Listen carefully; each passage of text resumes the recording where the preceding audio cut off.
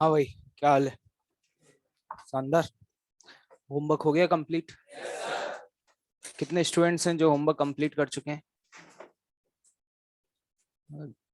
ना करने वाले कितने हैं जिनका भी होमवर्क कंप्लीट नहीं हुआ कल की क्लास का? ज्यादा था? क्यों? ज्यादा था क्या होमवर्क? तो कोई स्पेसिफिक कारण? हाँ भाई, क्यों कंप्लीट नहीं हुआ भाई? हाँ बताओ, कुछ हाँ या ना, कुछ जवाब तो दो। किया ही नहीं है? एक रेस नहीं करी है, एक ही तो दी थी। एक में 4 क्वेश्चन है। क्यों नहीं किया मतलब? बस मुझे इस बात का, ये ऑनलाइन चल रहा है? हाँ, पहली क्लास है क्या तुम्हारी आज? पहले दिन से आ रहे हो? कौन से बैच में हो? टी? पता नहीं है? पहली बार देखा है मुझे। कुछ कंडीशंस थी या नहीं थी? क्यों नहीं किया होमवर्क? जल्दी जवाब दो फटाफट। ज्यादा दिया था होमवर्क? हाँ, तो फिर क्यों नहीं किया? क्या? Last class? अच्छा, लास्ट का कर रहे थे? क्या ये सोच तो नहीं रहे हो ऐसे आईआईटी क्रैक हो जाएगी? अगर ऐसा सोच रहे हो या इस गलत फहमी के साथ जिंदा हो, तो मैं बता देता हूं कि उस फहमी को खत्म कर दो, नहीं हो पाएगा। जो लोग भी होमवर्क नहीं कर पा रहे हैं, प्लीज वो मेरी क्लास अटेंड ना किया करें। It's my kind request. मैं शायद ये बात आप लोगों को बहुत पहले भी बता चुका हूं, ठीक है? अगर आपके पास अपने जीवन में इतना वक्त नहीं निकाल पा रहे हैं कि आप फिजिक्स का होमवर्क कर पाए, तो you don't deserve to attend this class. These are the terms and conditions, ठीक है? अगर आपकी लाइफ में कुछ और प्रायोरिटीज हैं तो आप उनको फुलफिल करिए। आपको अपने अंदाज में पढ़ना है, आप अपने तरीके से पढ़ना जानते हैं, आपको मुझसे ज्यादा बेटर वे पता है how to crack the JEE exam, तो डेफिनेटली वेलकम है उन सभी मेथड्स का, आप उनको फॉलो करिए। लेकिन इस क्लास में बैठ करके ना करें। आपका जहां मन करे आप वहां जाएं और उनको फॉलो करें। ये बात मैं आप लोगों को पहले भी बता चुका हूं। ये कोई धर्मशाला नहीं है। बिल्कुल सर, आइए।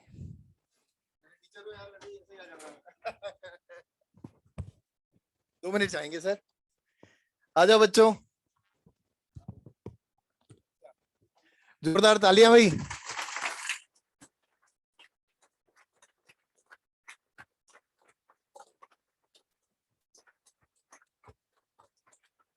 लाइव चल रही है क्लास ना?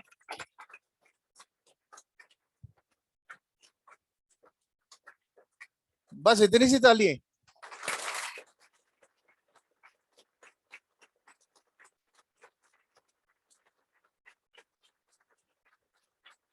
चॉकलेट खा ली ना इन्होंने? चॉकलेट खाई नहीं खाई तुमने? बैठ जाओ बच्चों, बैठ जाओ। पहचानते हो उनको? हैं? कैसे पहचानते हो? बोलो।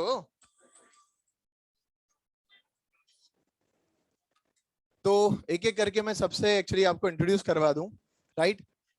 बच्चे क्या सुबह से ही एक्चुअली बच्चों से मिल रहे हैं, ठीक है? तो थोड़ा सा थक भी गए हैं और इनको आज निकलना भी है। तो एक हमारे पास गोल्डन अपॉर्चुनिटी थी कि भाई तुम लोगों से एक्चुअली इनका इंट्रोडक्शन करवा दें, और जो भी चीज जिस फेज से तुम लोग निकल रहे हो अभी, ये लोग उस फेज को क्लियर किए हैं और किस तरह से इन्होंने अपना रिजल्ट एक्चुअली प्रोड्यूस किया, राइट। तो वो सारी चीजें थोड़ा थोड़ा सा टिप्स आपको शेयर करेंगे, है ना। पहले एक एक करके अपन सबसे मिल लेते हैं। पहले मैं अपने आप से मिलवा दूं, क्योंकि अपने क्या मुलाकात हो नहीं पाई। वैसे तो नॉर्मली ओपन सेशन ओरिएंटेशन होते हैं तो हम लोग मिल लेते हैं बच्चों से, पर अब चूंकि कोविड का टाइम था तो धीरे धीरे सब चीजें ओपन हुई, तो बच्चों से क्लास के अंदर ही मिल पा रहे हैं। मेरा नाम उमेश शर्मा है, मैं आईआईटी जे डिवीजन का कैंपस प्रिंसिपल हूँ, राइट। और यहाँ पे सीनियर केमिस्ट्री फैकल्टी हूँ। मेरे साथ संजय शर्मा सर हैं, जोरदार तालियां संजय सर के लिए।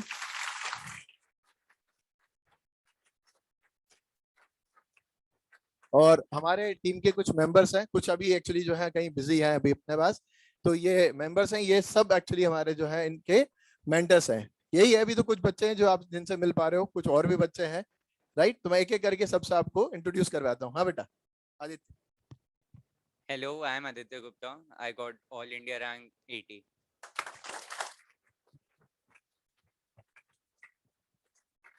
Hello, I'm Utkarsh Singh. My AIR is 84. Hello, I'm Arnav Aditya Singh and my All India rank is 9.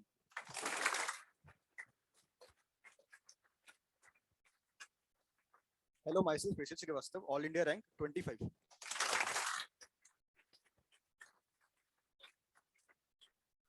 Hello, I am Akshat Goyal, AIR 44.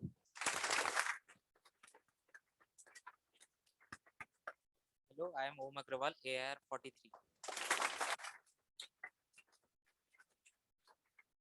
Hello, I'm Manpreet Singh, AIR 12.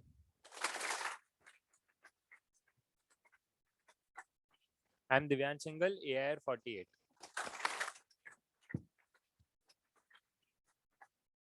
Hello, I am Ayan Khan, AIR 27.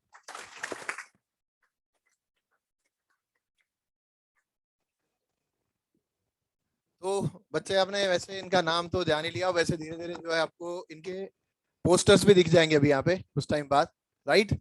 ठीक है, तुम्हारे ही जैसे लगते हैं, देखो इधर मतलब देख लो ध्यान से, लगता है कि लगते हो तुम्हारे जैसे।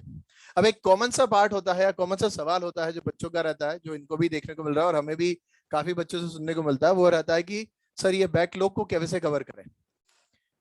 यही है ना। अरे ऐसे क्या बड़ी बड़ी आंखें करके देख रहे हो, है कि नहीं है? नालायक को तुम्हारा बैकलॉग है कि नहीं अभी? और दूसरा चीज है वो जो अपन क्लास के दौरान जो तुम्हारी क्लास चल रही थी, लाइक अभी भी जैसे लाइव क्लास चल रही है और पहले क्लास चल रही थी, तो वो जो क्लास देखने के दौरान अपन क्या करते थे, विंडो डाउन करके यूट्यूब शुरू, यही करते थे ना? नहीं नहीं करते थे? अच्छा देखो कितना झूठ बोल रहे हैं, नहीं ईमानदारी से झूठ बोल रहे हैं, है नहीं है? वेब सीरीज तो निपटाई दी होगी दो चार, निपटा दी होगी ना दो चार। तो ये एक्चुअली डिस्ट्रैक्शन एक कॉमन सा पार्ट होता है जो बच्चों को हमेशा रहता है, और ऐसा ही एक्चुअली इनके साथ भी था। तो उसको कैसे ओवरकम करना है, और दूसरी चीज आपका जो बैकलॉग है उसको कैसे खत्म करना है। बहुत ज्यादा टाइम नहीं है, तो मैं बच्चों के जो कॉमन सवाल हमारे पास है तो उसको आपके थ्रू एक्चुअली जो है इन बच्चों से पूछ रहा हूँ। ठीक है, ओम बताएगा मेरे को कि सोशल मीडिया पे जो अपन डिस्ट्रक्शन रहता है हमारा, तो उससे कैसे ओवरकम करें, और अब ये जो इनका हाई टाइम चल रहा है उसको कैसे यूटिलाइज करें। बेटा एक बार जानकारी। अभी आप सब नर्चर में ही है ना? तो सोशल मीडिया का मतलब वो, हेलो, हाँ, सोशल मीडिया बनाया है ऐसे गया है, उसका एल्गोरिदम ही ऐसा है कि आप उसमें जाएंगे तो घंटे 2 घंटे तो खर्च करेंगे। तो बेसिकली आपको सोशल मीडिया से बिल्कुल कंप्लीटली कट ऑफ करना ही पड़ेगा, क्योंकि आप ऐसा कंट्रोल करना उसको तो बहुत ही ज्यादा मुश्किल है। तो बेसिकली अभी कुछ टाइम के लिए उसे कट ऑफ कीजिए, हर चीज का एक समय होता है। तो बेसिकली अभी तो मेहनत करना है, अभी होमवर्क कीजिए, अभी टॉपिक को समझिए, फिर बाद में तो बाकी पूरा लाइफ है ही सोशल मीडिया के लिए।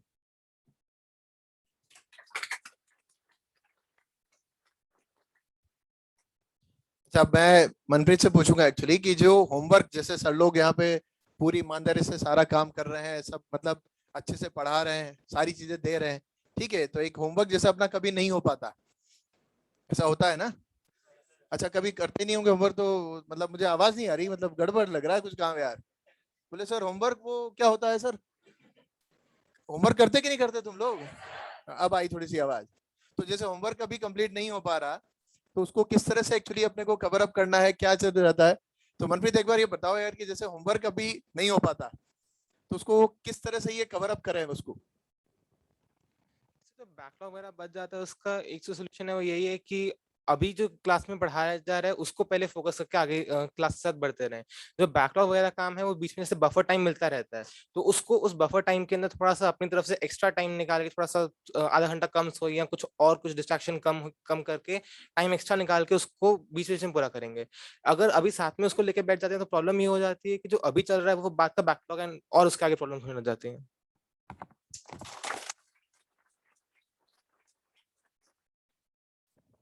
बेटा बहुत ज्यादा समय तो एक्चुअली नहीं लेंगे आपका भी, और ये बच्चों को भी क्या है निकलना रहेगा। ठीक है, तो अगर किसी को फोटो वोटो लेने, किसके पास अभी अभी स्मार्टफोन है? पूरा हाथ खड़ा करो तो। अच्छा, इतने बच्चों के पास स्मार्टफोन है, चलो ठीक है, फटाफट फोटो ले एक बार, ले लो फटाफट से फोटो।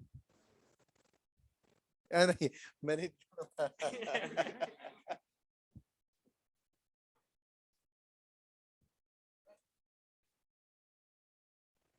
राहुल सर आओ ना। अरे राहुल सर के लिए ताली भाई एक्चुअली। राहुल सर आओ, आओ सर आओ।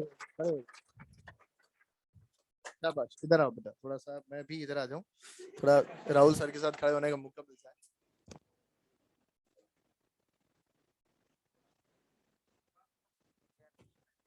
है। चलो वेरी गुड। अब अभी तुम्हारी क्लास है, कितनी क्लास है आज? फोटो ले लिया तुमने? ठीक है, अब थोड़ा सा एक मैसेज देना था मेरे को ये कि बेटा ये जो चीज थी ना, ऐसा अभी तो ऑफलाइन शुरू हो गया आपका, है ना, तो यहाँ पे क्या हमारे हर क्लासरूम के अंदर एक चीज लिखी रहती है, mobile phones are not allowed. ठीक है ठीक है, अब ये क्या है कि अभी मजबूरी थी ये इस तरह की कि आपका एलन प्लस का अकाउंट है, आपका जो भी अपना डाउट सेक्शन है उसका ऐप जो है, उसके लिए आपको मोबाइल या कह सकते हो कि हम लोग को टैब पे जाना पड़ रहा था, है या नहीं है?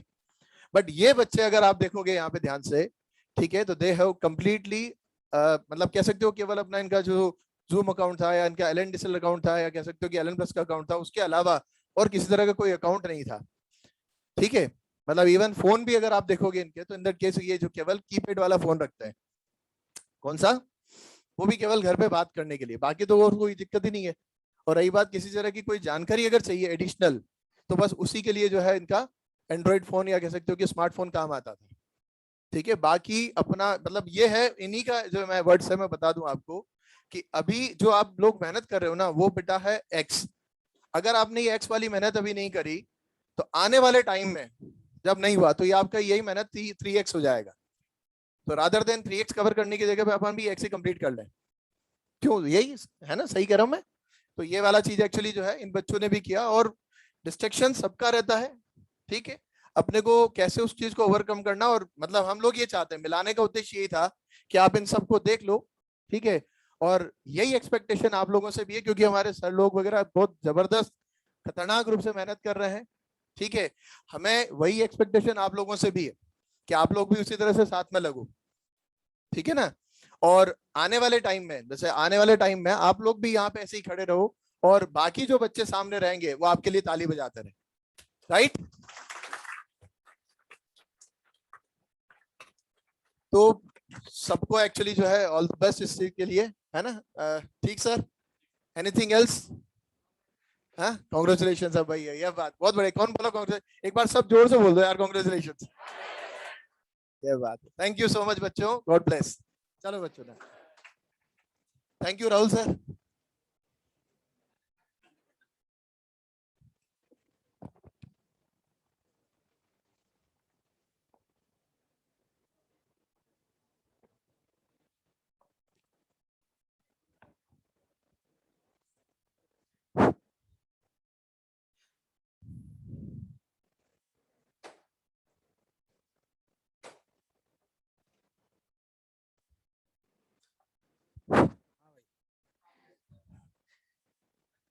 मतलब तुम्हारे लिए बहुत बड़ी ग्रेट अपॉर्चुनिटी है कि तुम इंडिया के बेस्ट इंस्टीट्यूट में हो, कि इस समय इवन इंडिया नहीं ऑल ओवर द वर्ल्ड के इतने सारे बेस्ट माइंड्स तुम्हें एक साथ एक प्लेटफॉर्म पे खड़े हुए मिल गए।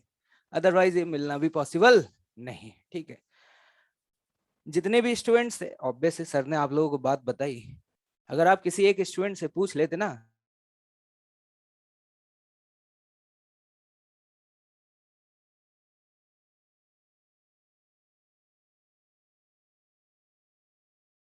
टू ईयर्स में, वो शायद तुम अभी सोच भी नहीं सकते हो। ठीक है, मैं बता सकता हूं इनके अंदर क्या कॉमन चीजें थी। इन सभी के अंदर consistency, not even a single class, मैं गारंटी से बोल सकता हूं एक भी शायद ऐसी कोई क्लास रही हो जो इन्होंने कभी मिस करी हो। ठीक है, सारी क्लासेस अटेंड करी होंगी, सारा होमवर्क किया होगा, जितने क्वेश्चन तुम बनाते हो ना उससे 2 टाइम ज्यादा बनाए होंगे इनने। ठीक है, मैं बता रहा हूं तुम्हें। ठीक है, तुम पे इतना होमवर्क, रेस का शीट का होमवर्क नहीं हो पा रहा ना, उससे 2 गुना ज्यादा होमवर्क किया होगा इन लोगों ने। ठीक है, एक भी क्लास मिस नहीं करी होगी, रेगुलरली होमवर्क कंप्लीट किया होगा, जो भी अपने डाउट्स हैं, वीक पॉइंट्स हैं, उन पर लगातार एफर्ट किया होगा। और जब भी एलन के टेस्ट दिए और किसी टेस्ट में अच्छे मार्क्स नहीं आए तो उसका इन्होंने जश्न बनाया है। उस पर तुम्हारी तरह रोए नहीं है बैठ करके, या डिप्रेशन में जाकर के 3 दिन पढ़ाई नहीं की, ऐसा नहीं किया। उन्होंने जश्न बनाया है। जश्न किस बात का? कि उस टेस्ट में नंबर कम आए हैं, मतलब यहाँ पे अभी स्कोप है बहुत कुछ सीखने का। मतलब अभी उस टेस्ट में ऐसे क्वेश्चंस पूछे गए हैं कि जो शायद मुझे नहीं आते थे या मुझसे गलत हुए, मतलब अभी इस टॉपिक में मुझे बहुत कुछ क्या करना है, सीखना है। मतलब there are the lot of things जो मैं यहाँ पे लर्न करने वाला हूँ। इस चीज का जश्न बनाया। जब उनके नंबर अच्छे आए ना तो उन्होंने कभी जश्न नहीं बनाया, जश्न तो आज बना रहे हैं। क्यों? क्योंकि अगर नंबर अच्छे आ गए या उस टेस्ट के बहुत सारे क्वेश्चन उनसे बन गए तो उस 3 घंटे में उन्हें कुछ नया सीखने को नहीं मिला। उन 3 घंटों में उन्हें कुछ भी नया सीखने को नहीं मिला। तो जब नंबर अच्छे आए हैं तो दुख बनाया है कि 3 घंटे में कुछ नया नहीं सीख पाए, और जब नंबर कम आए तो जश्न मनाया इस बात का कि उन 3 घंटों में उन्होंने डेफिनेटली ऐसे बहुत सारे क्वेश्चंस देखे जो उनकी अप्रोच से या उनकी लर्निंग से क्या थे, बाहर थे। That is the difference. तुम देख लो तुम क्या करते हो। तुमसे जब क्वेश्चंस बनते हैं तो जश्न मनाते हो, नहीं बनते तो 4 क्वेश्चन बनाने के बाद छोड़ देते हो। ये ऐसे नहीं थे, तभी तो यहाँ खड़े हुए हैं। और तुम्हारे पास अगर मैं 20 क्वेश्चन 25 क्वेश्चन होमवर्क दे देता हूं, उसमें भी लोग बोलते हैं कि सर एक रेस नहीं करी है, एक शीट नहीं करी है। ये तुम लोगों का एटीट्यूड रहता है, और यू आर एक्सपेक्टिंग कि भैया आप जेई जैसे एग्जाम को क्वालिफाई करके आप टॉप रैंक सिक्योर करेंगे। तो देखो भैया आराम से देखो, मैं किसी को डांट नहीं रहा हूं। तुम अगर तुम नहीं कर सकते, मैं फोर्स भी नहीं कर रहा हूं। अगर तुम नहीं कर सकते मत करो, तो फिर एक्सपेक्टेशंस भी तो मत रखो। एक्सपेक्टेशन तो तुम्हारी बहुत बड़ी है। एक्सपेक्टेशंस तुम्हारी टॉप आईआईटीज में जाने की है, मुझे सीएस चाहिए, मुझे इलेक्ट्रिकल चाहिए, मुझे मैकेनिकल चाहिए। टॉप आईआईटी से ग्रेजुएट होना चाहते हो और एफर्ट्स के नाम पर तुम्हारी बैंड बज जाती है। एफर्ट्स के नाम पर हमेशा तुम पीछे भागने की कोशिश करते हो। हा? मन किया तो ऑनलाइन में, जब मन किया क्लास छोड़ के भाग गए, मन किया तो होमवर्क कर लिया। ऑफलाइन में भी यही तमाशा मचा रखा है। ठीक है, अबे सुधर जाओ, बोल रहा हूं तुम्हें अभी भी। ठीक है, इतनी आसानी से सक्सेस नहीं मिलती। और सर ने जैसा बोला ना, अभी एक्स एफर्ट करना पड़ेगा, अभी 2 साल, और अभी नहीं पड़े ना तो जीवन भर 3x 5x एफर्ट करना पड़ेगा। तुम्हें क्या लगता है अब ये जिंदगी और एफर्ट्स करेंगे? अभी चिल करेंगे। अब इनको जितने एफर्ट्स करने थे इन्हें कर लिए भाई, अब इन्हें ज्यादा एफर्ट्स करने की जरूरत है नहीं। इन्होंने अपने जीवन के 2 साल 3 साल जो भी जेई प्रिपरेशन को दिए, इतनी शिद्दत से दिए कि उनका कोई भी डिस्ट्रैक्शन नहीं था। यहाँ तो लोग इतने सोशल मीडिया के एडिक्ट हैं कि मैं क्लास लेता हूं, लोग स्टोरी बना लेते हैं, वीडियोस अपलोड कर देते हैं यूट्यूब पे यहाँ पर बैठ करके। ये एडिक्शन है लोगों का। और दे आर थिंकिंग कि भैया वो ऐसा करके बहुत अच्छा कर लेंगे। तो बहुत अभी कोविड पैंडेमिक के दौरान पर ऑनलाइन बहुत कुछ चला। कितने ऑनलाइन ऐसे प्लेटफॉर्म्स हैं जिससे रैंकर्स निकले हैं, तुम तो जानते होगे ना। तुम भी तो उन्हीं लोगों में से थे ना जो कमेंट किया करते थे बेस्ट टीचर्स, और ये कितने हैं, कहां चले गए वो? There is no shortcut. अगर कोई इंसान शॉर्टकट सोच रहा है और ये सोच रहा है कि आईआईटी बहुत आसान हो चुकी है या बिना एफर्ट्स किए शॉर्ट तरीकों से पढ़ करके क्वालिफाई कर जाऊंगा, तो इस तरह की गलत फहमी बिल्कुल भी मत पालो। ठीक है, जिसके लगभग 80% मार्क्स आए ना, उसकी 100 रैंक आई है ऑल ओवर इंडिया में। कितनी आई है? 100 रैंक। ठीक है, मतलब इतना भी आसान नहीं है जितना तुम सोच रहे हो। ये जो तुम कमेंट कर करके यूट्यूब पर और ये चपरा चपरी वाला गेम खेल खेल करके तुम्हें लगता है कि ऐसे एग्जाम्स क्रैक हो जाते हैं, तो इस गलत फहमी को बाहर निकाल, रियलिटी में आओ। रियलिटी ये है जो दिख रही है। एफर्ट्स करना पड़ता है भाई, जबरदस्त तरीके से। जितना एफर्ट तुम करते हो ना, मुझे लगता है कि तुमसे लगभग अबाउट 2 टाइम्स एज ज्यादा ही होगी मेरी। 15-16 तो हो गया होगा, क्रॉस हो गया ना। मैं 29, ऑलमोस्ट डबल कर दो। तो भी मुझे पता है तुम्हें देख करके क्या लगता है, तुमसे ज्यादा तो शायद मैं ही एफर्ट्स कर रहा हूँ इस एज में यार। मुझे ये फील होता है। और जबकि मुझे, तालियां मत बजाओ अभी, जबकि मुझे लगता है कि मुझे इतने एफर्ट्स करने की क्या जरूरत है। मुझे तो जब जेई का एग्जाम देना था, जब जेई क्वालिफाई करनी थी, वो कर चुका हूँ आज से 12 साल पहले। मैं तो आज एफर्ट्स भी नहीं करूंगा तब भी चलेगा। तुम्हारा तो एफर्ट्स मुझसे भी 10 गुना ज्यादा होना चाहिए, क्योंकि तुमने तो अभी जीवन जिया ही कहाँ है। तुमने तो जिंदगी जी ही नहीं है। तुम्हारे जो सपने होंगे, जो तुम्हारी ड्रीम्स होंगी, उसकी आधी ड्रीम्स तो शायद मैं क्रॉस भी कर गया हूँ अभी तक। हर इंसान की अपनी लाइफ की कुछ ड्रीम्स होती है ना, कि मुझे ये अचीव करना है, मुझे यहाँ घूमने जाना है, मुझे अपने पेरेंट्स के लिए ये करना है, मुझे ये करना है। ऐसे बहुत सारे चेकलिस्ट होते हैं लोगों की, मैं ये करूंगा ये। तो जितनी तुम्हारी चेकलिस्ट होंगी, शायद उसकी आधी चेकलिस्ट तो मैं क्रॉस भी कर चुका हूँ अभी तक। ठीक है, आधी बची होंगी, वो भी उसमें से भी कुछ पूरी हो जाएंगी 1-2 साल में, और समय आते आते सब निपटा दूंगा जो तुम सोच रहे हो। ठीक है। तो भाई तुम किस गलत फहमी में जी रहे हो यार। एफर्ट्स करो, यही वक्त है, दोबारा मौका नहीं मिलेगा। हो सकता है कि तुम कोटा अभी आए हो तो तुम्हें शायद माहौल का आइडिया ना हो, लेकिन तुम्हें इतना तो समझ आ गया होगा कि कुछ खास है इस शहर में। ये एक वैसा शहर नहीं है जैसा नॉर्मल एक तुमने अपने शहर देखे हैं। यहाँ हवा हवा में ना IITians NITians निकलते हैं। ठीक है, हवा के मॉलिक्यूल्स को भी पता है F बराबर क्या होता है, MA होता है। ठीक है, तो बेटा एफर्ट्स मारो, रगड़ के एफर्ट्स करो। मैं किसी से नहीं कहता कि भैया तुम्हें IIT में ही पहुंचना है, लेकिन मैं ये कहता हूँ IIT की तैयारी जबरदस्त तरीके से करनी है। मतलब जिस दिन कोटा छोड़ करके जाए, अंदर से ये लगे कि वाह यार मजा आ गया, आखिरी दम तक मैदान में टिके रहे, रगड़ के एफर्ट्स मारा। जो होगा वो देखा जाएगा, वो हमारी किस्मत है, लेकिन आखिरी दम तक मैदान में टिक करके बहुत शानदार तरीके से मेहनत करी है, तो डेफिनेटली जीवन में कहीं भी पहुंचू। लेकिन एक बात तो तय है कि लाइफ में कभी फेलियर नहीं आएगा। और ऐसा होता है, जिसने अपने कोटा के 2 साल बहुत अच्छे से एफर्ट्स किए ना, वो चाहे जीवन में कहीं भी पहुंच जाए, किसी भी इंस्टीट्यूट से पढ़े। इंपॉर्टेंट ये नहीं है कि वो IIT से पढ़े, NIT से पढ़े, वो किसी भी इंस्टीट्यूट से पढ़े, लेकिन अगर उसने 2 साल की जर्नी बहुत ईमानदारी से मेहनत करी है, उसने अपनी स्किल्स को डेवलप किया है और रगड़ के एफर्ट्स किया है, तो उसे सक्सेसफुल होने से कोई नहीं रोक सकता। उस दिन SC वर्मा सर का स्टेटमेंट बताया था ना तुमने। इंपॉर्टेंट ये नहीं है कि तुम्हारा सिलेक्शन होगा या नहीं होगा, उससे ज्यादा जरूरी पता है क्या है? जरूरी है कि जब तक तुम जेई की तैयारी कर रहे हो, आखिरी दम तक अपनी तरफ से 100% एफर्ट कर रहे हो या नहीं। This is your attitude, this is your confidence. वही जीवन भर आगे काम आएगा, और कुछ सब कुछ यहीं धरा रह जाएगा। ये जो तुम पढ़ रहे हो फिजिक्स, केमिस्ट्री, मैथ्स, ये हो सकता है जेई एग्जाम तक आपके काम आए, हो सकता है उसके बाद कुछ चीजें ऐसी हों जो शायद आगे काम भी ना आए। हो सकता है अगर इंजीनियर बन गए तो केमिस्ट्री का बहुत ज्यादा यूज ना आए। ठीक है, लेकिन जो यहां से लेकर के जाओगे ना, वो है एक एटीट्यूड, एक पॉजिटिविटी। ठीक है, कि जीवन कैसे जीना है। सिर्फ कोटा आपको PCM नहीं सिखाने वाला, कोटा आपको बहुत कुछ सिखा करके जाएगा, अगर ईमानदार रहे तो। बेईमानों की कमी नहीं है, बेईमान बहुत है इस शहर में, बेईमान लोगों की कमी नहीं है। मतलब बेईमान मतलब वो जो होमवर्क नहीं करते। मेरे लिए तो, मेरे लिए हर वो इंसान जो अपने काम को ईमानदारी से नहीं करता, उसको कोई भी काम मिला हो, चाहे उसको होमवर्क करने का काम हो, चाहे उसको पढ़ाने का काम हो, चाहे उसको साफ सफाई करने का काम दिया गया हो, चाहे उसको पानी पिलाने का काम दिया गया हो, जो भी उसको ड्यूटी दी गई है, अगर वो उस ड्यूटी को ईमानदारी से नहीं कर रहा, तो मेरी लैंग्वेज में तो वो 1 नंबर का चोर और बेईमान इंसान है। ठीक है, तुम स्टूडेंट हो, तुम्हारी रिस्पॉन्सिबिलिटी है रेगुलर क्लास आना, होमवर्क करना, अपने डाउट्स को पूछना। मेरी रिस्पॉन्सिबिलिटी है कि मैं यहाँ फिजिक्स को आसान से आसान बनाऊं और तुम्हें हर चीज समझाने में कैपेबल रह सकूं। तो अगर मैं अपनी ड्यूटीज को फॉलो नहीं कर रहा तो मैं भी बेईमान हूं, और तुम अगर नहीं कर रहे तो तुम भी क्या हो, बेईमान हो। ठीक है, मैं देख तमाशा बना के रख दिया यार तुम लोगों ने। एक तो धर्मशाला बना दी है अपने हिसाब से। मुझे आज समझ में नहीं आता, 2019 तक के मेरे बैच में किसी की इतनी हिम्मत नहीं होती थी कि वो बिना होमवर्क किए क्लास में आ जाए? पूछ लेना जरा, अगर कोई मिल जाए पुराना तो।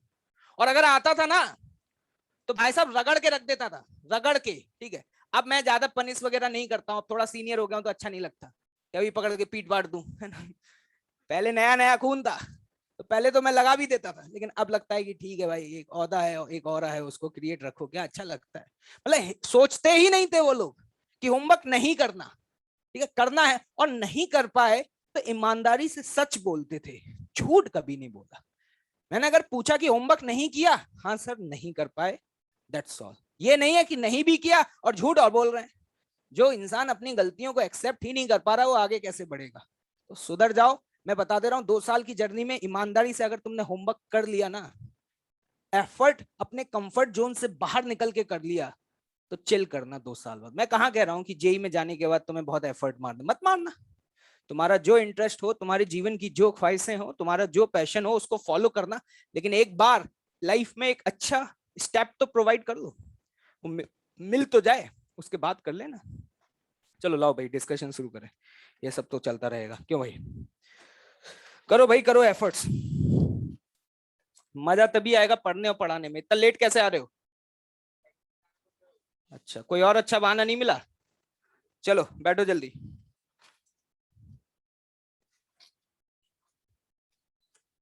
देखो एसी का टेम्परेचर कम करा के आओ। बंद है क्या? चला के आओ, चलवा के आओ, जाओ।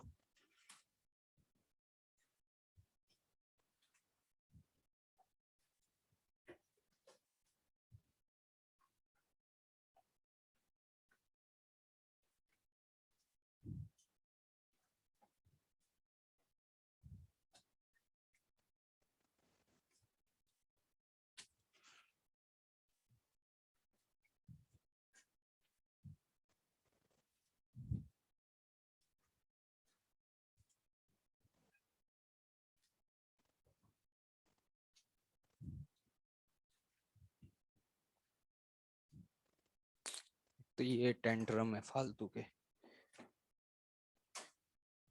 It's blur.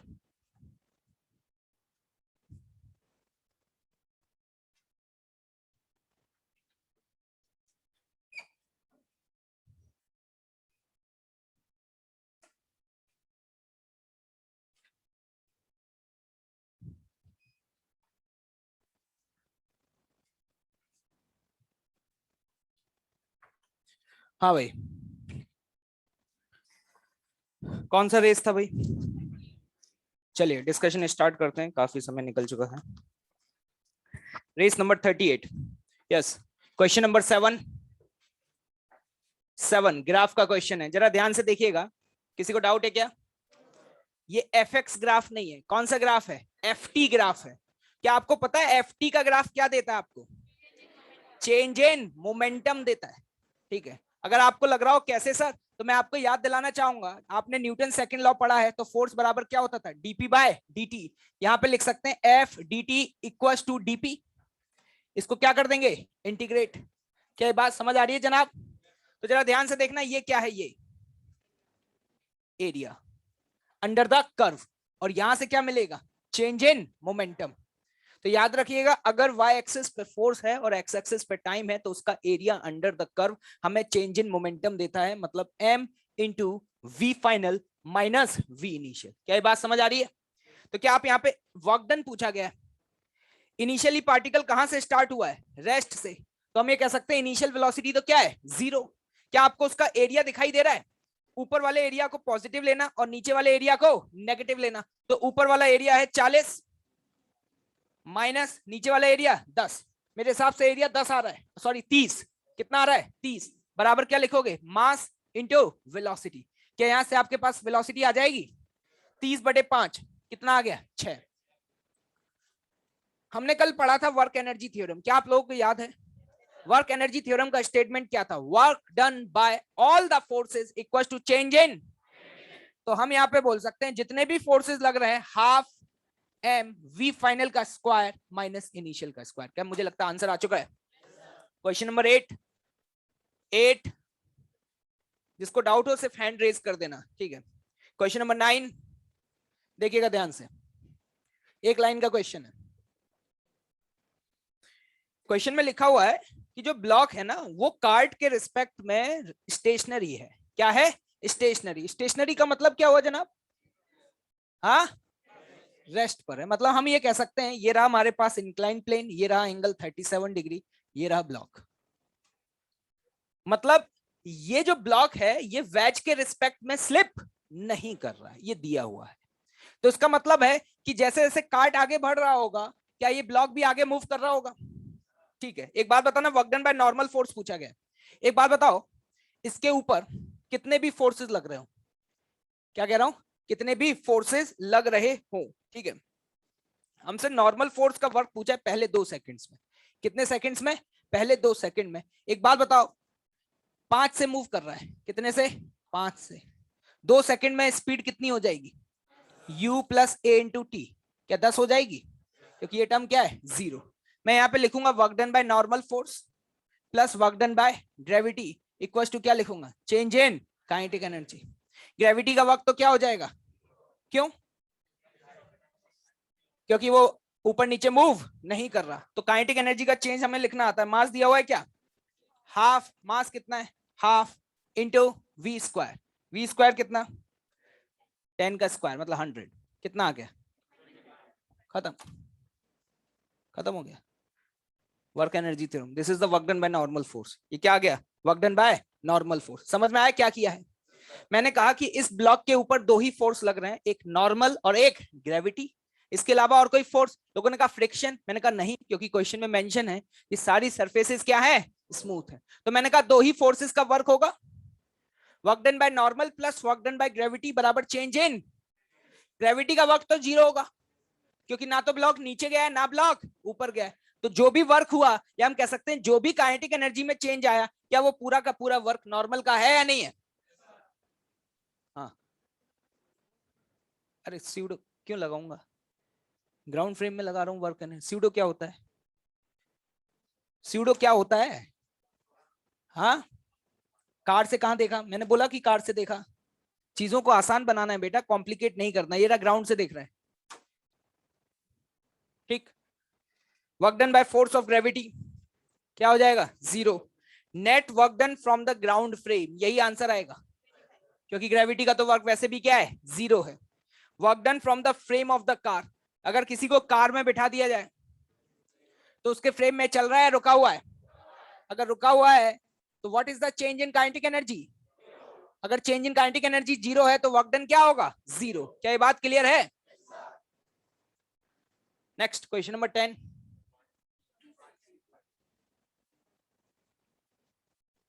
देखिएगा ध्यान से।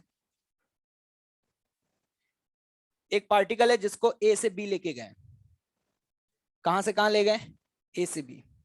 देखो 2 फोर्सेस का वर्क तो तुम बहुत आसानी से निकाल सकते हो, एक F1 और एक F4, क्योंकि F1 और F4 कांस्टेंट फोर्सेस हैं जिनका डायरेक्शन और मैग्नीट्यूड कभी भी चेंज नहीं हो। ये फोर्स हमेशा ऐसे लग रहा है। कांस्टेंट फोर्स का वर्क निकालने का तरीका मैंने ये बताया था कि फोर्स की दिशा में डिस्प्लेसमेंट कितना हुआ है, बस ये निकाल लो। क्या बताया था? ये रहा F1। जब हम ए से बी पहुंचे, F1 की दिशा में कितना आगे गया? हाँ, तो हम कह सकते हैं डायरेक्टली F1 का तो जो वर्क हुआ होगा वो कितना हो जाएगा? F into R. यहां से यहां F4 की दिशा में कितना पहुंच गया? क्या ये R ऊपर चला गया जनाब? तो हम ये कह सकते हैं कि जब वो यहां पे पहुंचा तो वर्क डन बाय F4 जो भी रहा होगा वो कितना हो जाएगा? वो भी F इंटू आर। क्या इतना समझ आ गया? अब जरा ध्यान से देखना, F3 को देखो। F3 ऐसा फोर्स है, क्वेश्चन में पढ़ो क्या लिखा हुआ है। F3 always along the tangent to the path AB। क्या ये लिखा हुआ है? A के B क्या इस पाथ के along लग रहा है या नहीं लग रहा है? क्या ये टेंजेंशियल फोर्स हुआ? और अगर जनाब ये टेंजेंशियल फोर्स हुआ तो टेंजेंशियल फोर्स का वर्क मैंने लिखना सिखाया था, क्या याद है आपको? क्या बताया था? Force into length of the path. क्या याद है? तो बताओ इस पाथ की लेंथ क्या होगी? Pi r by 2 pi r by 4। ठीक है, तो हम बोल सकते हैं F3 का अगर वर्क लिखना है, किसका? F3 का, तो हम क्या लिख देंगे? पाई आर बाई 2 इंटू एफ। अब आ जाते हैं एक और फोर्स बचा F2। ध्यान से देखना, F2 एक स्पेशल काइंड का फोर्स है जिसको आगे जाकर के वैसे हम पढ़ेंगे, सेंट्रल फोर्स बोलते हैं इसको। लेकिन F2 की एक खास बात है, वो हमेशा इसी डायरेक्शन में लग रहा है, ऐसा लिखा हुआ है, पढ़ो, always towards the point B. मतलब ये एक ऐसा फोर्स है जो कि हमेशा टुवर्ड्स द पॉइंट बी लगता है। क्या दिया हुआ है क्वेश्चन में ऐसा भाई? पक्का मेरी बात मानते हो? तो जरा ध्यान से देखना, जब भी ऐसा कोई फोर्स आपको दिया हो जो हमेशा टुवर्ड्स द फिक्स पॉइंट लग रहा हो, तो बस आप ये देख लें कि फोर्स जिस पॉइंट के टुवर्ड्स लग रहा है, उस पॉइंट के टुवर्ड्स आपका डिस्प्लेसमेंट कितना हुआ है। पहले यहां थे, अब यहां पहुंच गए, बताना ए से बी के बीच की दूरी कितनी है? हाँ, √2r। कितनी? √2r। तो हम यहाँ पे बोल सकते हैं वर्क डन बाय F2 जो होगा वो क्या होगा? √2r into F। खत्म। आगे मूव करते हैं।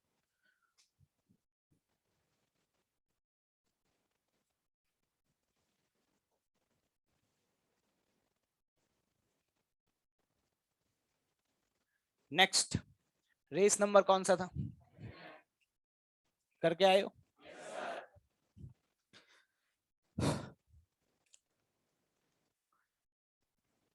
Question number 1। ओके, अच्छा क्वेश्चन है। यहाँ पे जो R है ना, R ये है डिस्टेंस, कहां से?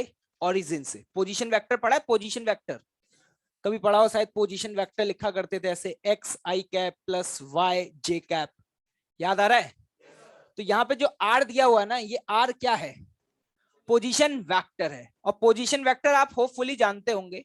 मान लो अगर पार्टिकल यहां पर है, तो क्या ये उसका R वेक्टर होगा या नहीं होगा? अगर इस पॉइंट की कोऑर्डिनेट क्या है? x, y।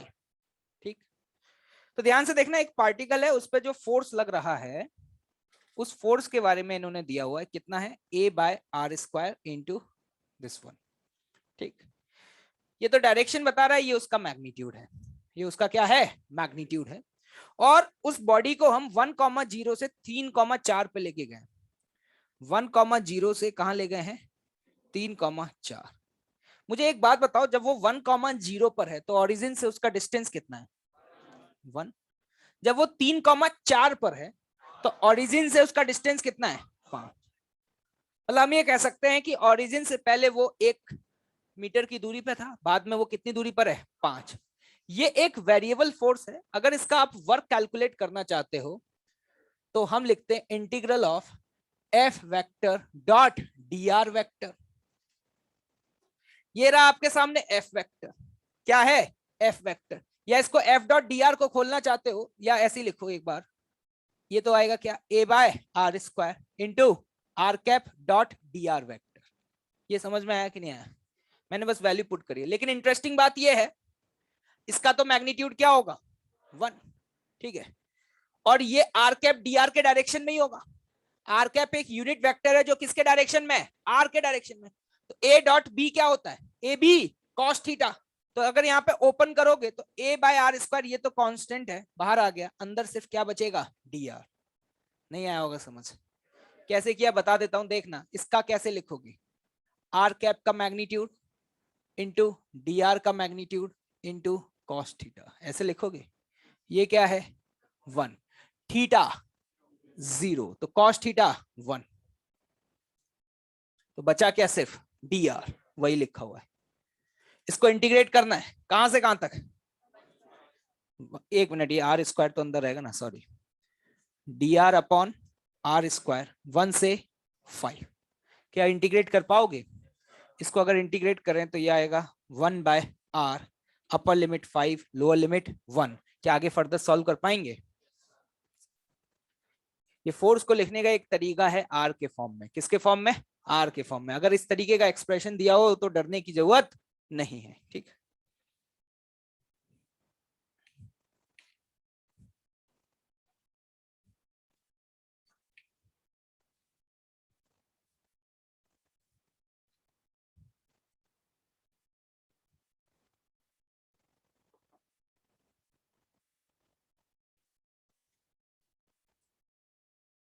क्वेश्चन नंबर 2 थोड़ी देर में आएंगे वापस।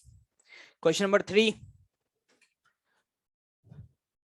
क्या 3 क्वेश्चन आप लोगों ने पढ़ा हुआ है? क्वेश्चन में साफ साफ लिखा हुआ है कि उस ब्लॉक को जब हम मूव कर रहे हैं तो स्पीड क्या है? स्पीड क्या है? क्या ये लिखा हुआ है जनाब? ध्यान से देखिएगा, ये एंगल 30 है, ये 45 है, यहां पर ये ब्लॉक, ठीक है, ये ब्लॉक कांस्टेंट स्पीड से मूव कर रहा है, इस पे कौन कौन से फोर्स लग रहे हैं, टेंशन, और नीचे क्या लग रहा है, mg।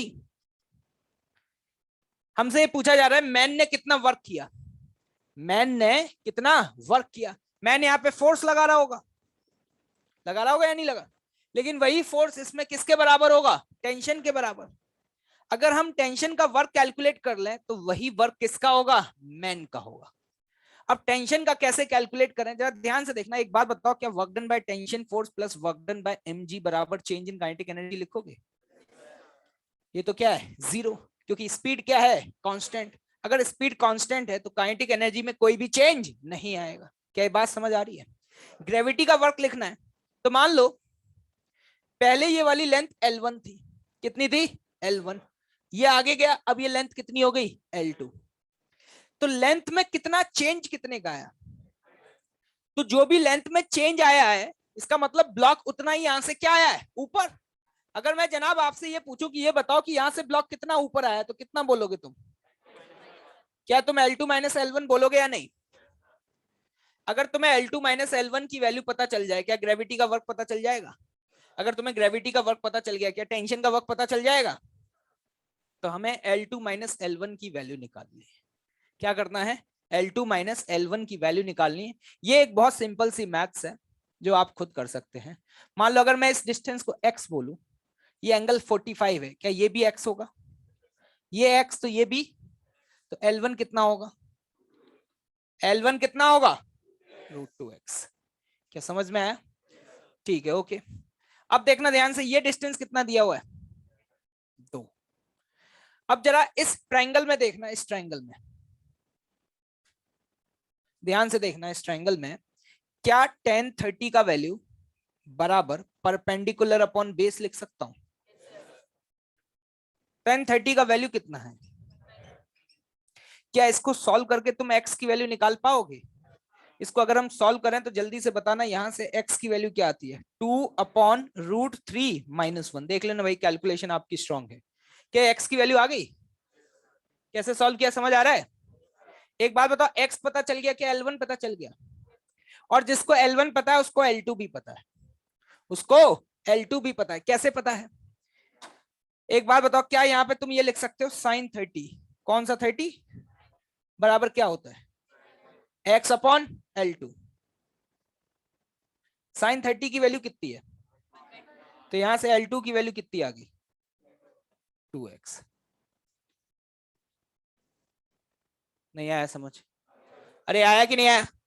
दोबारा बताओ क्या किया है, sin 30 बराबर परपेंडिकुलर अपॉन हाइपोटेन्यूज जो कि L2 है।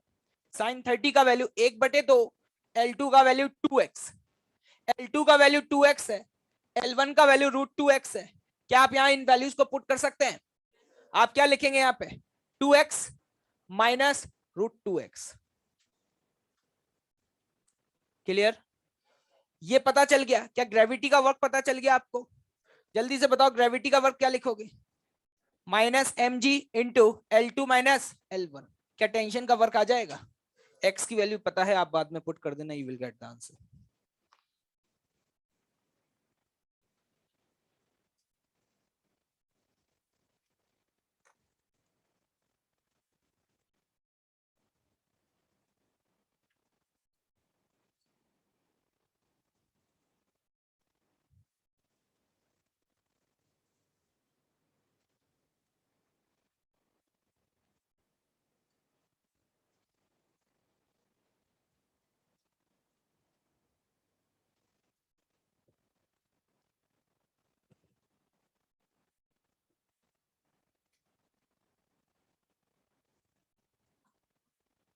क्या आगे मूव करें? चलिए नेक्स्ट क्वेश्चन नंबर 4 आसान क्वेश्चन है, ट्राई करें खुद से। वर्क एनर्जी थ्योरम का एक सिंपल सा क्वेश्चन है, ठीक है। Next question number 5 question number 6 पढ़िए,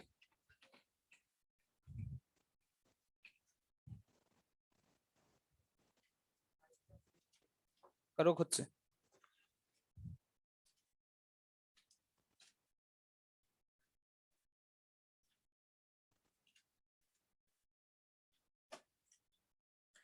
देखिएगा, ये ब्लॉक एक स्प्रिंग से कनेक्टेड है, उसका स्प्रिंग कांस्टेंट कितना दिया हुआ है? 800। कितना दिया हुआ है? 800। एक बात बताएं, अगर मैं आपसे ये पूछ लूं कि ये जो ब्लॉक है ये अपनी नेचुरल लेंथ, सॉरी ब्लॉक नहीं, ये स्प्रिंग अपनी नेचुरल लेंथ से अगर x नॉट नीचे है तो x नॉट का वैल्यू क्या होगा? क्या ये बता पाएंगे? हाँ हाँ, मतलब वो दिया हुआ है लेकिन उसकी वैल्यू क्या होगी? उसकी वैल्यू अगर आप लिखना चाहेंगे x नॉट की वैल्यू, तो x नॉट की वैल्यू क्या लिखेंगे? W बराबर k x नॉट। तो यहां से x नॉट की वैल्यू क्या लिखेंगे? लिखोगे ना? ठीक है, चलो ऐसे दिया हुआ है तो हटाओ इसको। x नॉट कितना दिया हुआ है? 9। लेकिन आपको ये समझ में आ रहा होगा कि x नॉट की वैल्यू जो होगी वो किसके बराबर होगी? W बाय k, जो कि क्या है? 9। इतना समझ आ गया? ठीक है, अब क्या इस स्प्रिंग को काट दिया और दो अलग अलग स्प्रिंग बना ली, एक 40 की और एक 20 की। ये आपको मैंने एनएलएम में सिखाया था कि अगर आप स्प्रिंग को कट कर देते हैं तो उसका स्प्रिंग कांस्टेंट चेंज हो जाता है, क्योंकि किसी भी गिवन स्प्रिंग के लिए k इंटू एल की वैल्यू क्या होती है? कांस्टेंट होती है। तो यहां पर k इंटू एल, एल कितना? 60। नई वाली जो स्प्रिंग बनी उसका मान लो k1 इंटू 40, और दूसरी वाली स्प्रिंग जो है उसके लिए k2 इंटू 40, 20। क्या आप यहां से k1 और k2 का वैल्यू बता सकते हैं? k1 कितना होगा? 3k/2। कितना? 3k/2। वैल्यू बाद में पुट कर देंगे k की वैल्यू, ठीक है। और k2 का वैल्यू कितना होगा? 3k। कितना होगा? 3k। क्या इतना समझ में आया कि नहीं आया?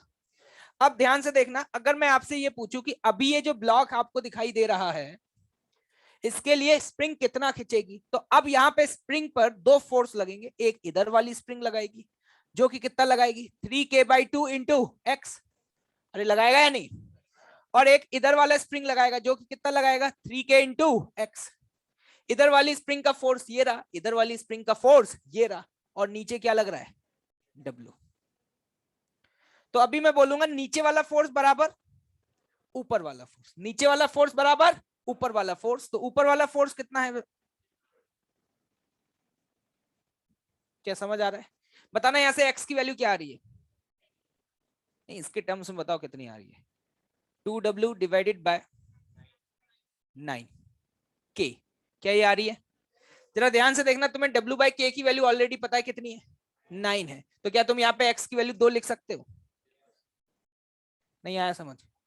आपसे क्वेश्चन को अगर आप ध्यान से पढ़ें तो ratio of a work done पूछा गया, केस 1 और केस 2 में जो वर्क हुआ है उसका रेशियो बता दो। अब ये सवाल मेरे लिए 2 कौड़ी का हो चुका है, क्योंकि पहले वाले केस में जो भी वर्क हुआ, क्या आपको स्प्रिंग का वर्क निकालना आता है?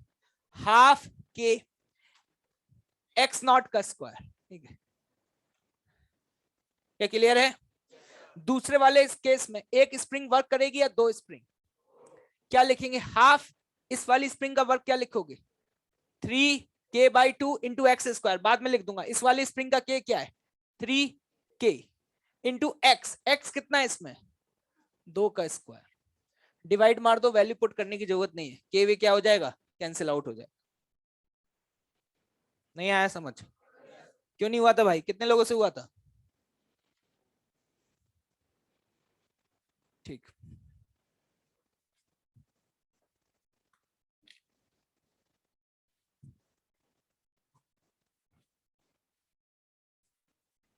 क्या सॉल्व हो जाएगा आगे? Okay, next question number 7।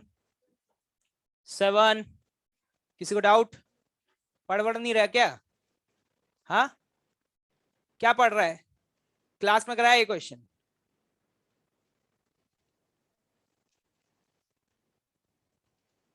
कौन से बैच में? Next question number 8। देखिए 8th क्वेश्चन में नेट वर्क डन पूछा है। क्या पूछा है? Net work done. आपसे मैंने कल भी बोला था कि जब भी आपसे नेट वर्क डन पूछा जाए तो आपका सबसे पहला स्टेप क्या होना चाहिए? Work energy theorem. अगर मुझे चेंज इन काइनेटिक एनर्जी पता चल जाए, क्या नेट वर्क डन पता चल जाएगा? अब एक्सटी ग्राफ से चेंज इन काइनेटिक एनर्जी कैसे निकालें? एक बात बताओ, एक्सटी ग्राफ का स्लोप क्या देता है? हाँ, तो ध्यान से देखना, ओ से ए में क्या आप स्लोप बता सकते हैं? ओ से ए में जनाब क्या होगा? क्या आपको दिखाई दे रहा है? tan थीटा की वैल्यू 1 आ रही है। मतलब हम ये कह सकते हैं कि इस समय t बराबर 0 पर जो वेलोसिटी होगी क्या वो 1 होगी या नहीं होगी? अरे आया ना यार। Okay wonderful. Now B2C, B2C जरा स्लोप देखो B2C में क्या है? हाँ -2। तो हम ये कह सकते हैं B2C में जो tan थीटा की वैल्यू है दैट इज θ2 वो बराबर आ गया -2। This is the final velocity and this is the initial velocity. जिसको इनिशियल स्पीड और फाइनल स्पीड पता है क्या जनाब वो चेंज इन काइनेटिक एनर्जी निकाल पाएगा? तो जल्दी बताओ वर्क डन होता है change in kinetic energy half m, m कितना है 2, फाइनल का स्क्वायर करेंगे 4 - 1, क्या खत्म हो गया?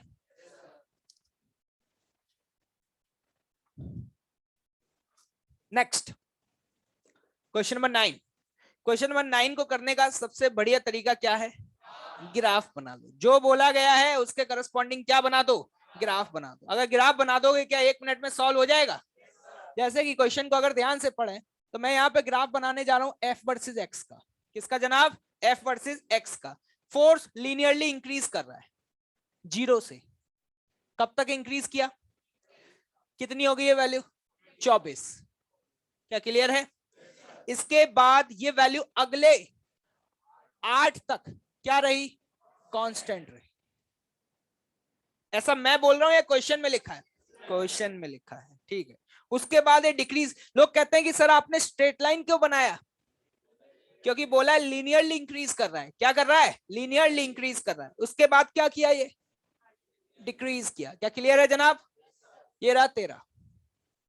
एक बात बताओ, अगर तुम्हें ऐसा ग्राफ दे दूं और एरिया अंडर द कर्व पूछ लूं, क्या ये तुम्हारे लिए ओलंपियाड लेवल का सवाल है क्या?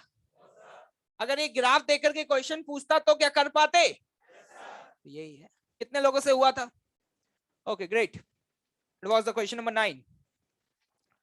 Next question number 10। 10 कहीं आपका आंसर सी तो नहीं आ रहा है? अबे नालायको, स्मूथ हिल है। कौन सी हिल है? स्मूथ हिल है। सोच रहे होंगे कल सर ने जो सवाल कराया था उसके हिसाब से तो सी आना चाहिए। उसमें स्मूथ थी या रफ थी? रफ थी। यहाँ पे फ्रिक्शन विक्शन तो है ही नहीं। बहुत स्लोली मूव कर रहे हैं। कैसे मूव कर रहे हैं? स्लोली। तो आप तो सिर्फ ये लिखोगे work done by gravity plus work done bye F external बराबर चेंज इन, ये क्या है? ये कितना है?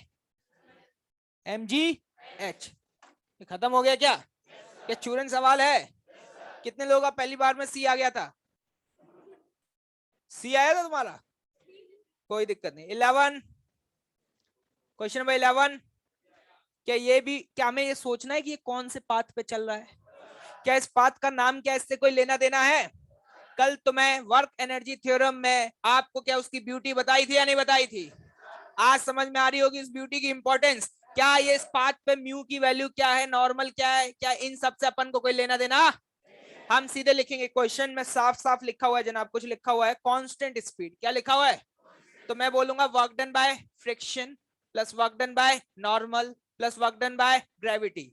देखना भाई जल्दी से फटाफट। क्वेश्चन नंबर 11 में क्या यही एक्सप्रेशन लिखूंगा? Gravity plus normal plus friction बराबर चेंज इन कांस्टेंट स्पीड है तो काइनेटिक एनर्जी में कितना परिवर्तन?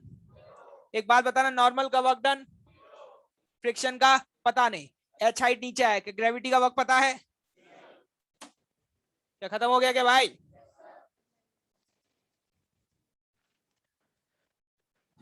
Next question number 12। आपसे वर्क डन पूछा गया है। ये फोर्स कांस्टेंट है या वेरिएबल है? हैं? वेरिएबल फोर्स है। फोर्स की वैल्यू बताना कितनी दी हुई है?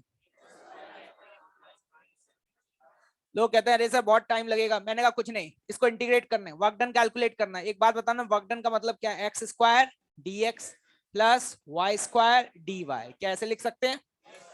यहाँ पे लोअर लिमिट और अपर लिमिट पुट करनी है। पार्टिकल इनिशियली कहाँ था? ओरिजिन पर, तो एक्स कोऑर्डिनेट कितना था? 0। फाइनली वापस से कहां पहुंच गया? नहीं आया समझ? इनिशियली कहां पे था, फाइनली कहां पहुंच गया? आंसर? अरे नहीं आया भाई। ये कौन सा क्वेश्चन था? 12। Question number 13। देखिएगा भाई, सवाल को देख करके डरो मत, फिजिक्स बहुत आसान है या नहीं है? 3xy minus 5z j cap minus के 4k कैप, क्या यही लिखा हुआ एक्सप्रेशन? ये पार्टिकल क्या xy प्लेन में मूव कर रहा है क्या? है xy प्लेन में मूव कर रहा है या नहीं? तुम्हारा दोस्त का है क्यों?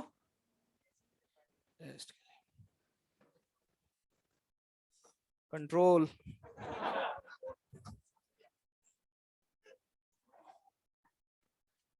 अगर कुछ उखाड़ ले तो बताना जरूर मुझे। तो टेस्ट के लिए पढ़ रहे हैं आज घर बैठ के, इनको भी देखता हूँ क्या उखाड़ पाएंगे कल के टेस्ट में। ये जो आपके तरीके हैं ना कि टेस्ट है तो क्लास नहीं आएंगे, घर बैठ के पढ़ेंगे, यही तो है नतीजा जिसके लिए आज आप यहाँ स्टैंड कर रहे हो। आप रोते हो ना कि नंबर नहीं आ रहे हैं, मैं टॉप 10 में नहीं, यही तो तरीका है। ये तुम्हें किसने बताया था कि टेस्ट से एक दिन पहले छुट्टी मारनी होती है? हाँ, किसी ने बताया था क्या तुम्हें? तुमने अपने आप से डिसाइड कर लिया ना, तो कर लो, कोई दिक्कत नहीं है, ज्यादा फर्क नहीं पड़ेगा, 2 जीरो और लग जाएंगे, एक की 1000 आएगी, तुम्हारी 1 लाख आएगी बस। देखो ध्यान से, ये फोर्स है, पार्टिकल XY प्लेन में मूव कर रहा है। किस में मूव कर रहा है? XY प्लेन में मूव कर रहा है, तो इसका मतलब Z क्या है उसका? 0। Z क्या है? 0। तो देखो XY प्लेन में मूव कर रहा है, तो इसका तो कोई काम रहा ही नहीं, क्योंकि इसका वर्क तो तभी होता जब वो कहां मूव करता है? Z एक्सिस के अलोंग। ठीक है, अब इसी का वर्क है, लेकिन Z की वैल्यू भी क्या है? 0। इसको इंटीग्रेट कर, वर्क डन इंटीग्रल क्या लिखूंगा? 3xy j, तो z y है ना, y, तो यहाँ क्या लिखूंगा? dy। क्या सही है क्या? पार्टिकल का y कोऑर्डिनेट बताओ, इनिशियल क्या था? 0, बाद में क्या है? 4। अब इसको इंटीग्रेट करना तुम्हारे लिए संभव नहीं है अभी, क्योंकि अगर आप ध्यान से देखो तो d के पीछे क्या है? y, d के आगे इधर क्या है? x। तो या तो आप x को y के टर्म्स में लिख लो या dy को x के टर्म्स में। लेकिन अगर आप इक्वेशन देखें तो आपको जिस कर्व पे मूव कर रहा है, क्या इक्वेशन दी हुई है? मुझे y बराबर क्या दिया है? तो क्या मैं यहां से x की वैल्यू √y पुट कर सकता हूं? यहां से x की वैल्यू यहां सब्स्टिट्यूट कर दो। क्या कर दो? सब्स्टिट्यूट कर दो। तो जरा ध्यान से देखना, 3 पुट करोगे तो ये कितना हो गया? y की पावर dy। क्या इंटीग्रेट कर पाओगे? कहां से कहां?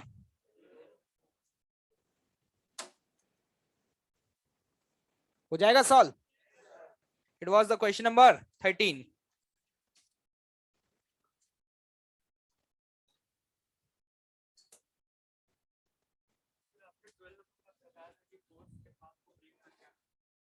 वहीं पहुंच गया ना दोबारा से, अगर किसी और पॉइंट पे पहुंचता तो ब्रेक कर लेते। इसमें तो तुम डायरेक्टली इंटीग्रेट कर सकते हो ना। क्या लिखा है? x² dx। क्या x² को इंटीग्रेट नहीं करना आता? dx। हाँ, अगर x की जगह यहाँ क्या लिखा होता? y, तो ऐसे नहीं हो पाता। ठीक है,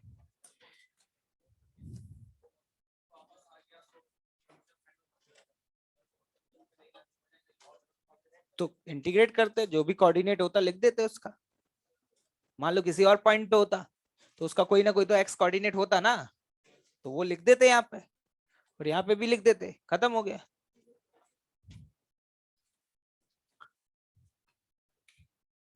इसका क्वेश्चन नंबर 2 फिर से अटेम्प्ट करो एक बार।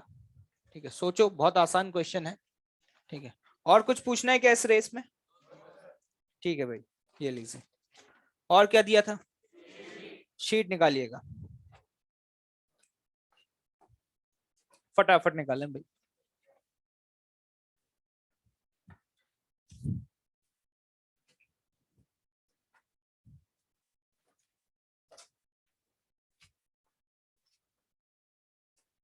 Yes, exercise O1।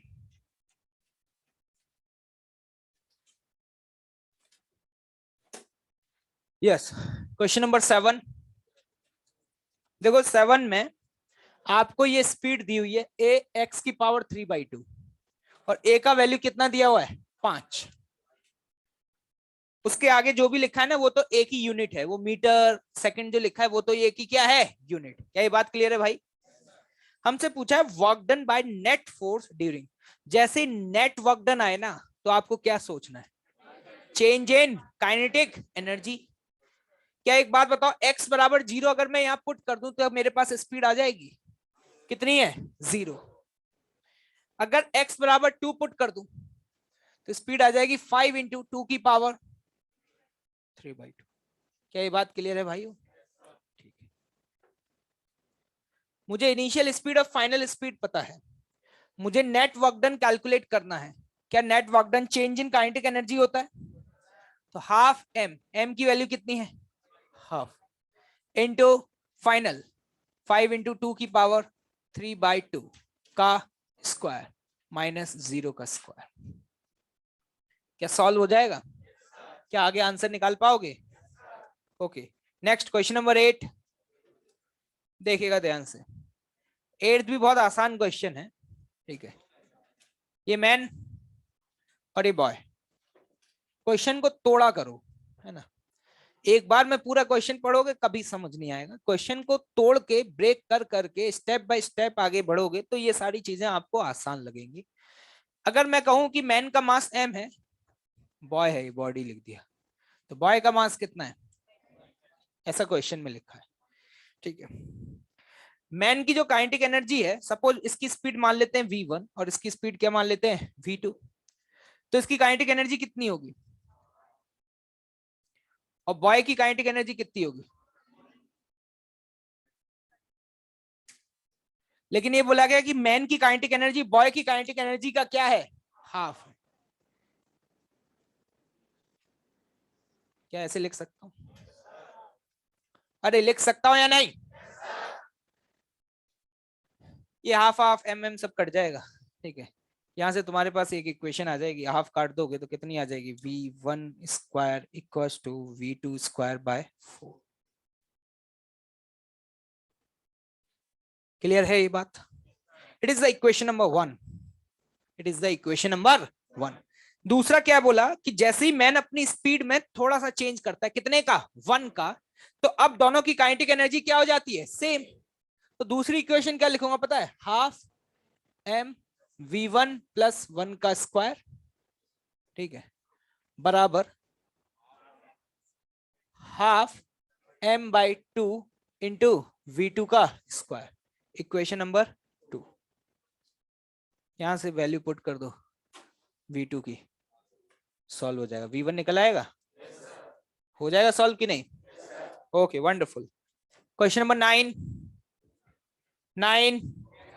Okay, question number 10 हो गया?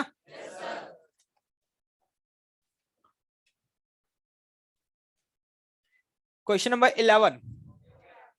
देखो 11th क्वेश्चन में जो एंगल वेंगल दिया हुआ है इसका तो कोई यूज ही नहीं है, ये तो बस तुम्हें टाइम पास करने के लिए दिया है। उसने क्या बोला देखना भाई, ग्राउंड सरफेस से कितना ऊपर? 1.5 मीटर। इस हाइट पर स्पीड दी है कितनी? एंगल कितना? यहां से फेंका,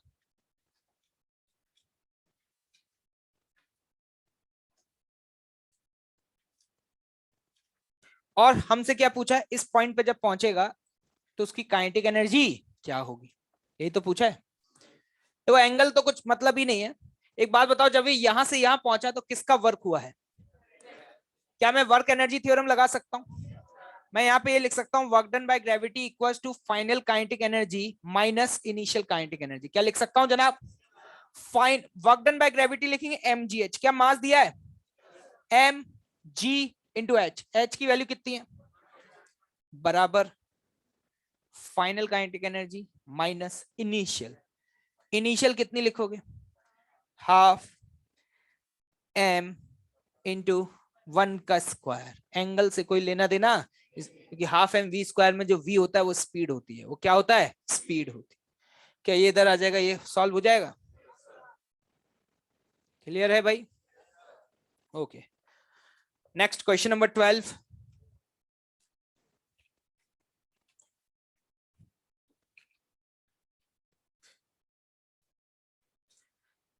क्वेश्चन को पढ़ो जल्दी फटाफट। एक बात बताओ, ये बोला गया कि 3/4 काइनेटिक एनर्जी लॉस हो गई, तो बची कितनी है? है? पक्का?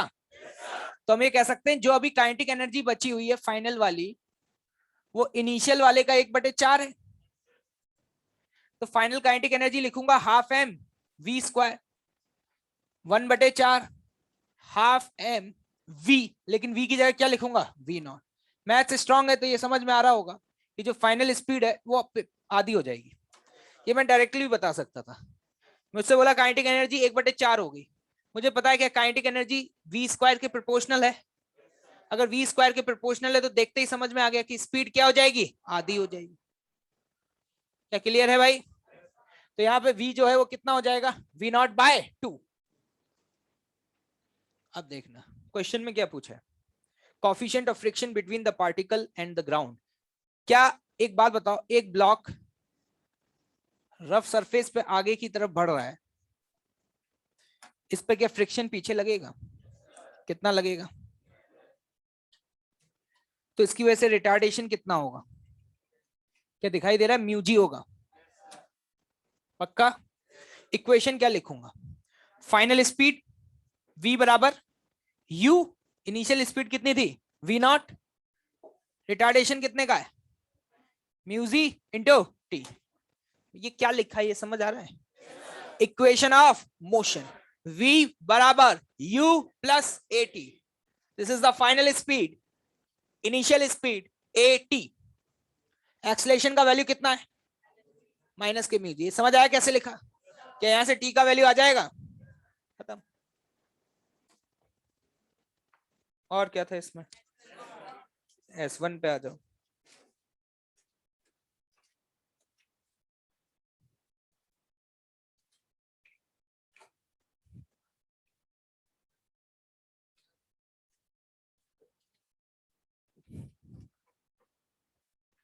रजाई वजाई लेके आया करो, कंबल वंबल लेकर के आया करो, है?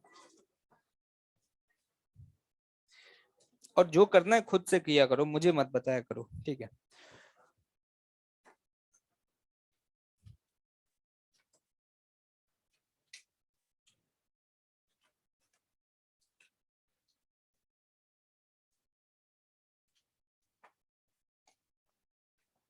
यस, S1 में क्वेश्चन नंबर 7, हाँ सॉरी 6 से दिया था। क्वेश्चन नंबर 6 क्या हो गया? क्वेश्चन नंबर 7 किसी को डाउट? ठीक है। क्वेश्चन नंबर 8 जरा ध्यान से देखो, ये वही है जैसा अभी रेस में क्वेश्चन, पोजीशन टाइम ग्राफ दिया है। क्या दिया है? Position time. तो t बराबर 0 पर स्लोप देख लो और t बराबर 4 पर स्लोप देख लो। अगर तुम स्लोप देखोगे तो वहां से देख करके तुम्हें समझ में आ रहा है कि जो स्पीड आ रही है वो स्पीड क्या आ रही है? सेम आ रही है। स्पीड क्या आ रही है? सेम आ रही है। क्या ये दिखाई दे रहा है तुम्हें? तो इसका मतलब स्पीड सेम है तो वर्क डन क्या हो जाएगा? 0। क्यों भाई, तुमने क्यों नहीं किया? हाँ खड़े हो जाओ, 4th स्टूडेंट, 1 2 3 4। हाँ हाँ बेटा, होमवर्क क्यों नहीं किया तुमने? बोलो तो सही, कुछ तो रीजन होगा ना। हाँ टेस्ट है, यहाँ खड़े हो जाओ, वहां से निकलो, यहाँ खड़े हो जाओ। पता नहीं है क्या तुम्हें मेरे बारे में भी? पूछो यार थोड़ा सा, है ना? हाँ तू पकड़। और जब मैंने पूछा था कि होमवर्क करके कौन कौन नहीं आया, तब तुमने हैंड रेस क्यों नहीं किया था? मैंने पूछा था ना। मैंने सिर्फ उन्हीं स्टूडेंट्स को अभी डांटा है जिन्होंने उस समय हैंड रेज नहीं किया था। मैंने सबसे पहले पूछा कि कौन कौन लोग होमवर्क करके नहीं आए, पूछा था। उसमें कुछ स्टूडेंट्स ने हैंड रेज किया, मैंने उसमें से किसी को कुछ बोला क्या? नहीं बोला। मैंने कहा कि भाई ईमानदार है, नहीं करके आए। मैंने पूछा तक नहीं, मैंने सिर्फ उन्हीं को टोका जिन्होंने हैंड रेज नहीं किया। तुम्हें क्या लगता है कि मुझे कुछ समझ नहीं आता या मुझे कुछ दिखाई नहीं देता? बेटा मेरी इतनी मेमोरी है ना, 2016 का भी कोई स्टूडेंट दिख जाएगा ना, मैं वो भी बता दूंगा कि उसको कब पनिश किया होगा, किस डेट को पनिश किया होगा। झूठ बोल रहे हैं नालायक। नहीं करके आए कोई दिक्कत की बात नहीं है, तुमने झूठ कैसे बोल दिया? तो मैं सुधारूंगा। मुझे ऐसे स्टूडेंट्स को पढ़ाने में बहुत मजा आता है। एक तो कैटेगरी वो होती है कि सर हमें तो पढ़ना है, पढ़ाइए, है ना, हमें तो बहुत मेहनत करनी है। उनको तो पढ़ना ही है, तो उनको पढ़ाने में क्या मजा? पढ़ाने में तो तब मजा आएगा, पढ़ा के दिखा। इट्स लाइक अ चैलेंज, है ना, चैलेंज एक्सेप्टेड। मैं भी देखता हूँ, या तो छोड़ के चले जाओगे ये बैच, मेरा तो कुछ नहीं जाने वाला, ठीक है, और अगर इधर रहोगे तो पढ़ना और होमवर्क करना सीख जाओगे। मतलब समझ नहीं आ रहा, 1 महीना हो गया ना, लगभग 1 महीना हो गया, लगभग हर 2 क्लास बाद मैं अपने क्लास के 15-20 मिनट सिर्फ यही समझाने में वेस्ट कर रहा हूं कि बेटा होमवर्क कर, इस क्लास में आना, होमवर्क कर, और उसके बाद तुम्हारी हिम्मत हो रही है। इंटरेस्टिंग बात यह नहीं है कि होमवर्क कर पाए, तुम्हारी इतनी हिम्मत हो रही है कि तुम बिना होमवर्क की क्लास आ रहे हो और फिर झूठ और बोल रहे हो। सलूट है भाई, मजा आएगा, देखते हैं। तुम भी याद रखोगे कि कोई मिला था पढ़ाने वाला जीवन भर।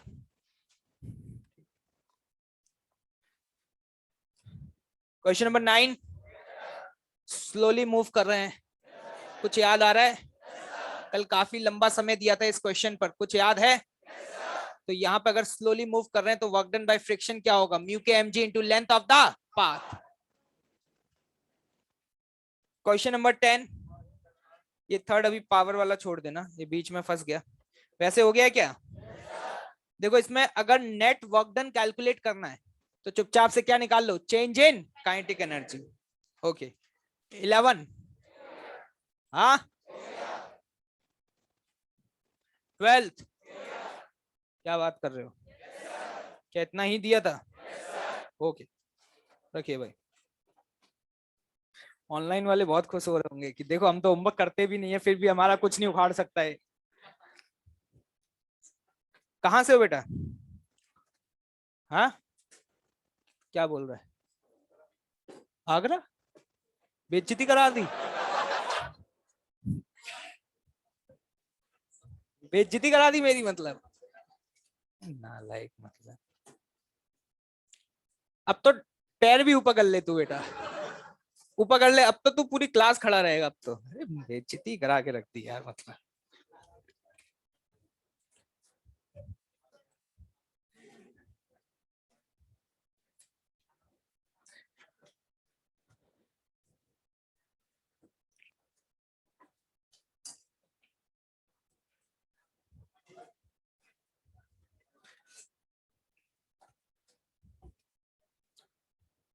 देखो भैया, ये टेस्ट वेस्ट की मोह माया में ज्यादा मत पड़ो, है ना, कि सर टेस्ट था इसलिए नहीं किए।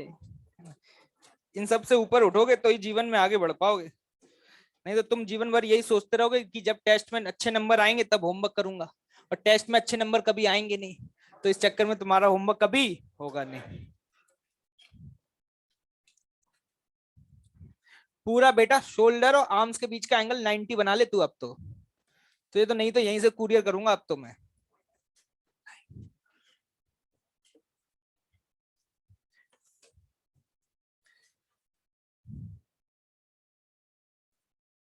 तुम लोग खुश मत हो बेटा, आज तो बस वार्निंग दी गई है, अगली क्लास से ना ऐसी लाइन लगेगी बाहर, और यहाँ से यहाँ तो तमाशा करवाऊंगा, देखना वहां तक, संकल्प में। तुम देखते तो जाओ, तुम जानते कहाँ हो अभी। मैं सोचता था कि अब बच्चे अच्छे हो गए होंगे, अब पुराने रूप में वापस ना आऊं, लेकिन तुम कह रहे हो कि सर थोड़ा वो दिखाओ ना अपना एक्चुअल। अब देखो तुम,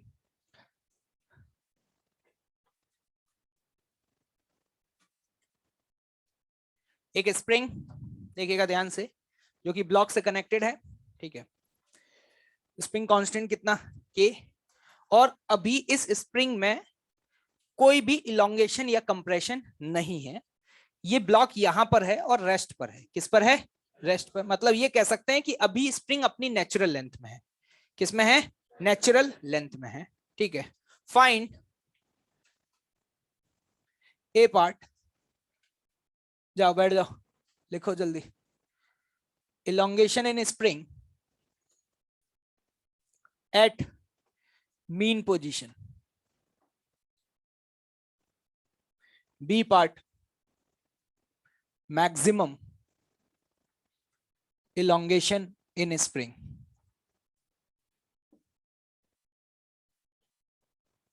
C part, maximum velocity of block.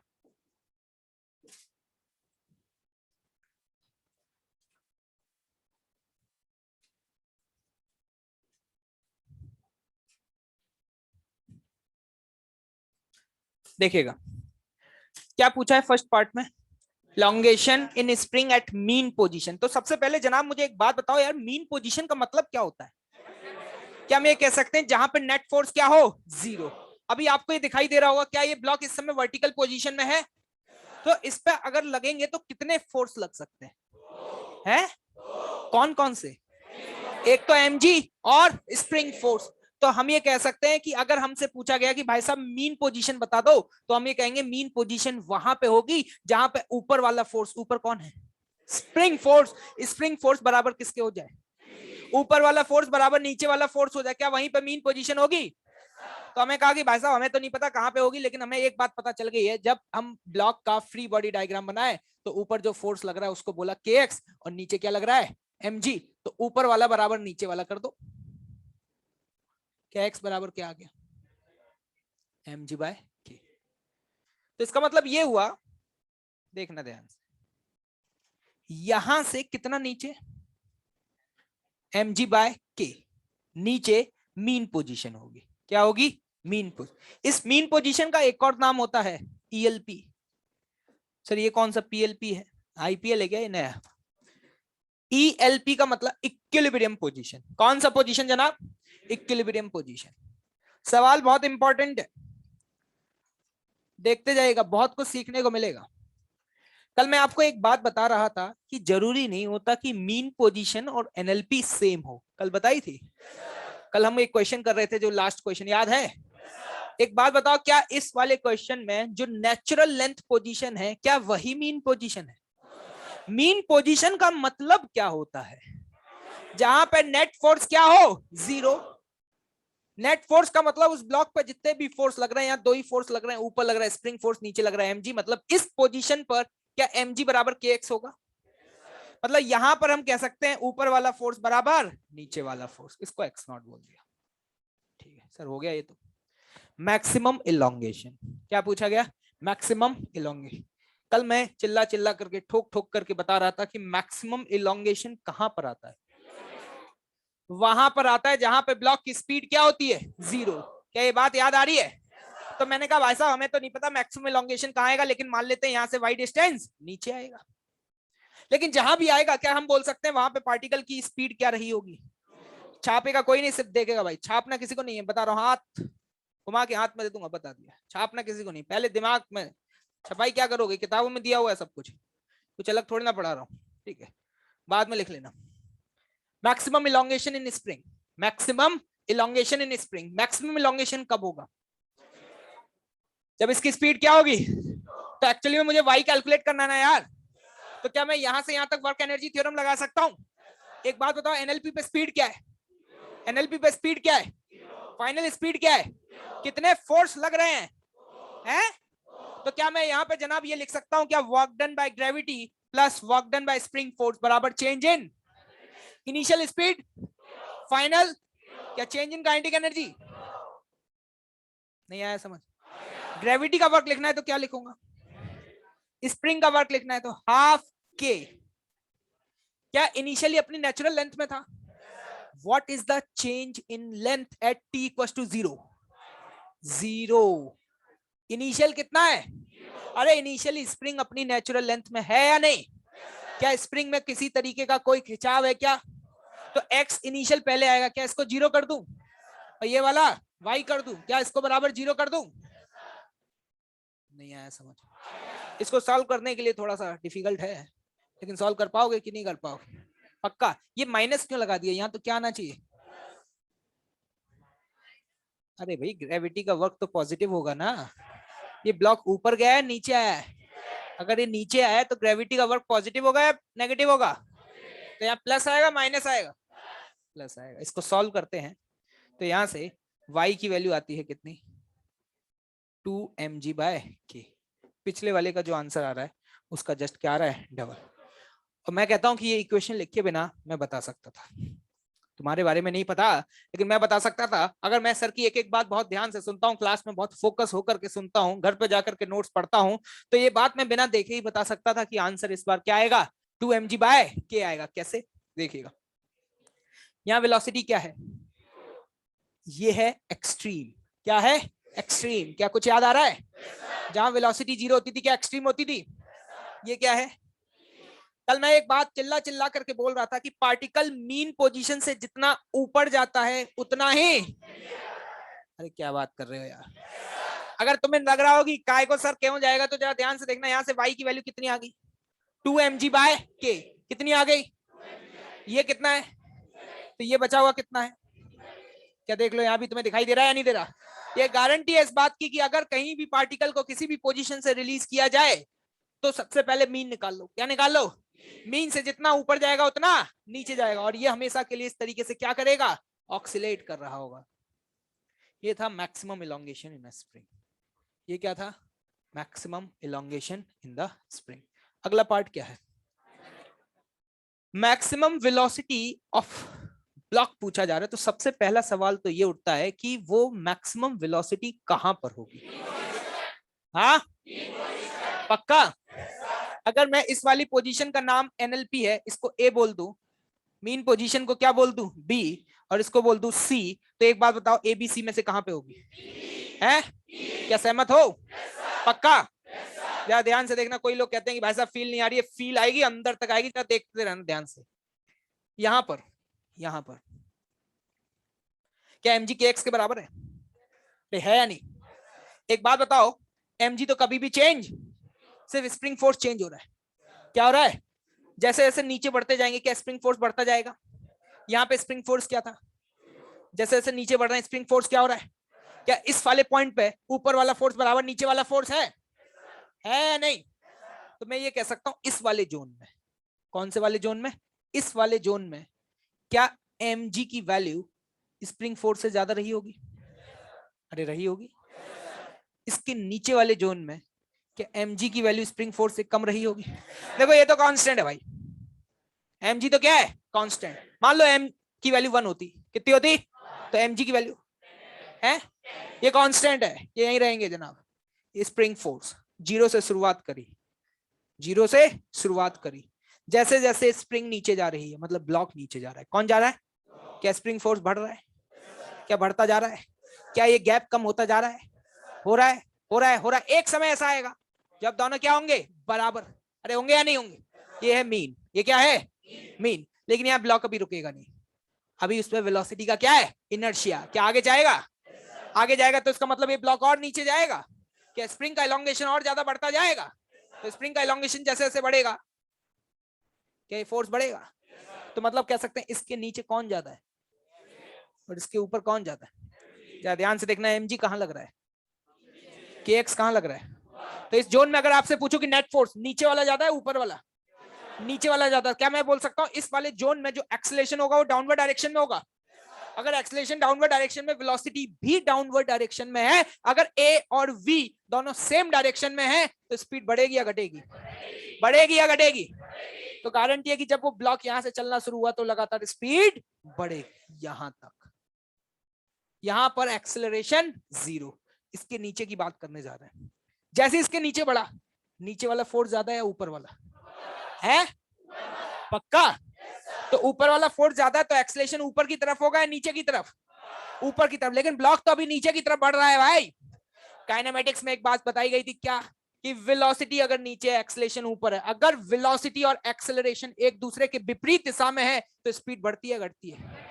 बढ़ती है घटती है? तो इसके बाद स्पीड लगातार क्या होगी? घटेगी और एट द एंड यहाँ पे जाके क्या हो जाएगी? 0। तो तुम्हें समझ में आ रहा है? यहां से लगातार स्पीड यहां तक बढ़ेगी, इसके बाद स्पीड घटी। यहां भी प्रूफ कर दिया वेलोसिटी हमेशा कहां मैक्सिमम होगी? मीन पोजीशन पे मैक्सिमम होगी, जहां पे नेट फोर्स क्या होगा? 0। लोग कहते हैं सर यहां के रुका क्यों नहीं? क्या रुकेगा? क्योंकि यहां पर फोर्स 0 हुआ है लेकिन वेलोसिटी अभी 0 नहीं है। क्या नीचे बढ़ेगा? फिर यहां पहुंचा, यहां जाके क्यों नहीं रुका? क्योंकि यहां पे वेलोसिटी 0 है लेकिन स्प्रिंग का फोर्स mg से क्या है? ज्यादा। तो वो कहेगा आजा, ऊपर बुलाएगा या नहीं बुलाएगा? ये गारंटी की बात है। अगर यहाँ कोई भी एयर रेजिस्टेंस नहीं हुआ, यहाँ पे कोई भी एयर रेजिस्टेंस नहीं हुआ, अगर यहाँ पर ये वैक्यूम रहा, क्या रहा? वैक्यूम। तो ये मोशन जीवन भर जब तक तुम जिंदा रहोगे तब तक तुम पता है क्या देखोगे? ये यहां से आएगा फिर वापस ट्वी ट्वी ट्वी ट्वी जीवन भर ये मोशन ऐसा होता रहेगा, लेकिन रियल लाइफ में ऐसा नहीं होता। वो इसलिए नहीं होता क्योंकि एयर, अगर तुमने वैक्यूम बना दिया कैसे भी करके, क्या बना दिया वैक्यूम, तो ये वाला ब्लॉक हमेशा ऑक्सीलेट करेगा। आगे जाके पढ़ेंगे, इसी को एसएचएम बोलते हैं। क्या बोलते हैं? SHM, simple harmonic motion. क्या कुछ समझ में आ रहा है? क्या ये बात क्लियर है भाई? अब ध्यान से देखना, अब सवाल पे वापस लौट करके आते हैं। हमसे मैक्सिमम वेलोसिटी पूछी थी, क्या पूछी थी? मैक्सिमम। अरे भाई ये तो मैंने रफ कर दिया, कोई दिक्कत तो नहीं है? ठीक है, मैक्सिमम वेलोसिटी पूछी थी, तो एक बात तो समझ आ चुकी है, मैक्सिमम वेलोसिटी मीन पोजीशन पर होगी, लेकिन उसकी वैल्यू क्या होगी ये नहीं पता। मैंने कहा भाई वी नॉट मान लेते हैं। क्या मान लेते हैं? क्या तुम यहां से लेके यहां तक क्या वर्क एनर्जी थ्योरम लगा पाओगे? तो जरा ध्यान से देखना जनाब, मैं ए से बी, कहां से कहां वर्क एनर्जी थ्योरम लगाऊं, तो मैं क्या लिखूंगा? वर्क डन बाय, बोलो, प्लस वर्क डन बाय बराबर, क्या सही है? ग्रेविटी का वर्क क्या लिखूंगा? प्लस या minus? M G H. H कितना होगा? एम जी बाय के। नहीं आया समझ? मीन पोजीशन तो जब तक पहुंचा, जब तक अपनी मीन पोजीशन तक पहुंचने में क्या इतना डिस्टेंस चला? प्लस हाफ के। एक्स इनिशियल कितना था? माइनस एक्स फाइनल कितना है? क्या कुछ समझ आ रहा है? बराबर change in kinetic energy. Initial कितनी है? फाइनल कितनी है? मीन पोजीशन पर। क्या इस इक्वेशन को सॉल्व करके, क्या करके? सॉल्व करके, क्या मैं वी नॉट की वैल्यू भी निकाल सकता हूं? निकालो फटाफट।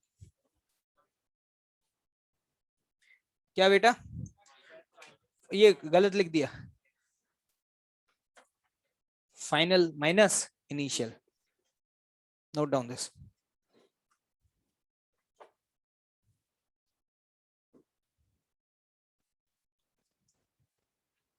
समझ में आ गया सभी को? बताओ यहां से आंसर क्या आ रहा है? सिंप्लीफाई हो जाएगा, एमएम कट जाएगा। जी भाई के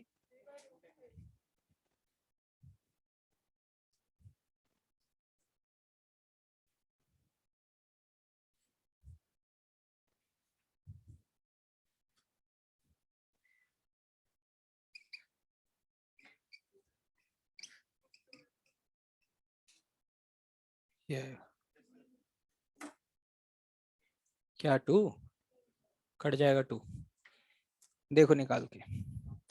क्या समझ में सभी को आया कि नहीं आया? एक बात बताओ, क्या ये बात समझ आ गई कि मीन पोजीशन पर वेलोसिटी मैक्सिमम क्यों होगी? क्लियर है सभी को?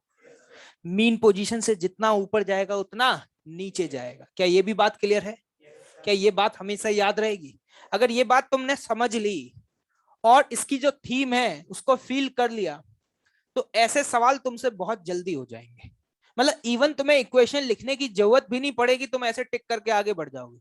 लोग इक्वेशन सॉल्व कर रहे होंगे, लेकिन तुम्हें बहुत आसानी से समझ आ जाएगा कि यहां से जितना ऊपर उतना यहां से नीचे। नहीं आया समझ? क्या क्लियर है? वेलोसिटी कहां मैक्सिमम होती है? मीन पोजीशन पर। और जहां वेलोसिटी 0 होती है, या तो वहां मैक्सिमम इलोंगेशन होगा या फिर वहां पे मैक्सिमम कंप्रेशन। अब पता है सवाल पूछने वाला बतेरो अलग अलग तरीके के सवाल पूछ सकता है, उसके पास सवाल पूछने का स्कोप बहुत ज्यादा है। कैसा पूछेगा सुनिएगा। अभी मैंने रेस्ट से रिलीज किया। कैसे रिलीज किया? रेस्ट से। वो यहाँ पे एकदम से वेलोसिटी दे देगा, टिक। मान लो यहां से हिट किया नीचे से, ऊपर की दिशा में वेलोसिटी दे दी 10। कितनी दे दी वेलोसिटी? 10। अब आपसे पूछ लेगा बता दो मैक्सिमम कंप्रेशन, कर पाओगे?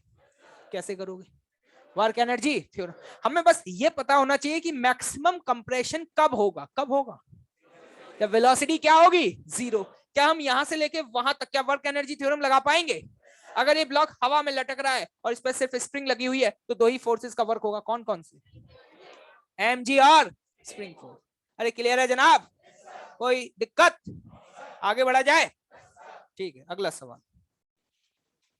ये सब छाप लिया क्या? छाप लो छाप लो छाप लो। कुछ रफ कर दिया था वो लिख दूं क्या यहाँ पे? ये सब छाप लो फटाफट।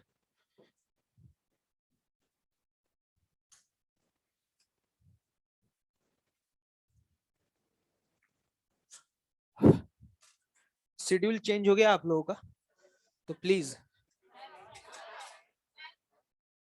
नहीं नहीं, अभी वो चेंज हो जाएगा दोबारा से, अपडेटेड शेड्यूल देख लेना, ठीक है। शेड्यूल दोबारा से चेंज हुआ है, ठीक है। मैथ्स ऑल्टरनेट है और फिजिक्स रेगुलर, ठीक है। मैं अभी बोल देता हूँ उनको कि अपडेटेड शेड्यूल लगा दें, वो बाय मिस्टेक आ गया था आपका शेड्यूल।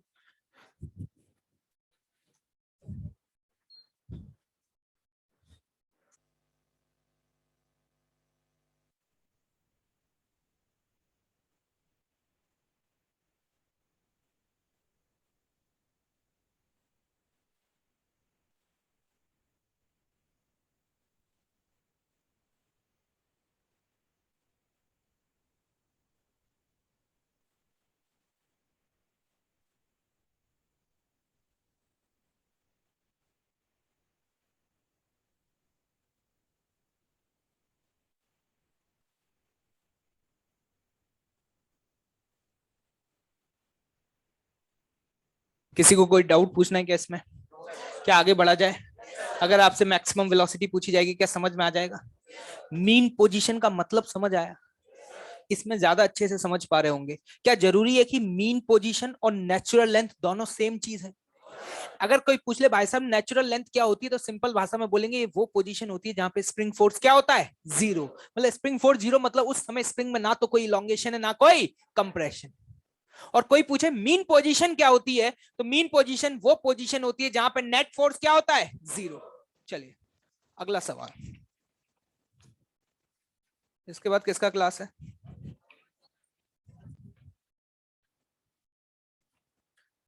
चलिए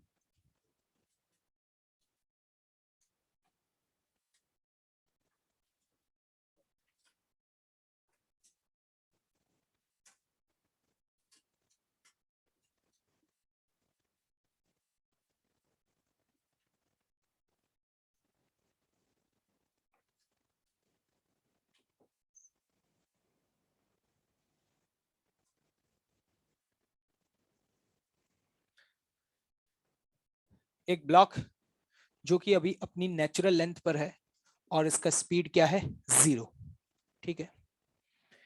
हॉरिजॉन्टल सरफेस है, एक स्प्रिंग से कनेक्टेड है, spring force sorry spring constant क्या है, के। सडनली इस ब्लॉक के ऊपर एक फोर्स लगाना शुरू किया F0, और ये F0 क्या है, कांस्टेंट है। F0 क्या है, कांस्टेंट है। Find A part, maximum elongation in the spring, maximum elongation in the spring, and the B part,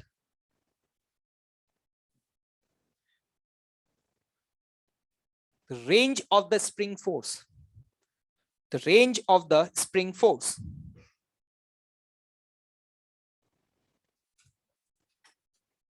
बताइए।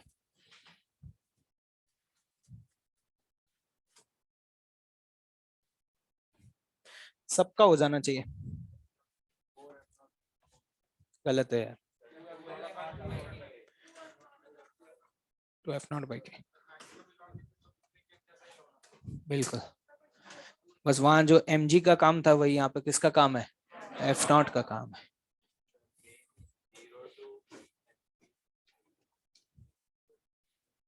ना चलो जल्दी जल्दी फटाफट, समय नहीं है यार, है ना।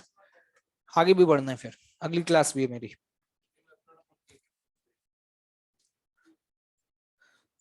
सभी लोग निकालो। क्या पूछा है फर्स्ट पार्ट में, क्या पूछा? अच्छा जल्दी से बताओ, फर्स्ट पार्ट में पूछा क्या है? पता नहीं उसकी वैल्यू क्या आएगी, लेकिन फिजिक्स को समझो कि मैक्सिमम इलोंगेशन कब होगा, जब इसका v क्या हो जाएगा, जीरो।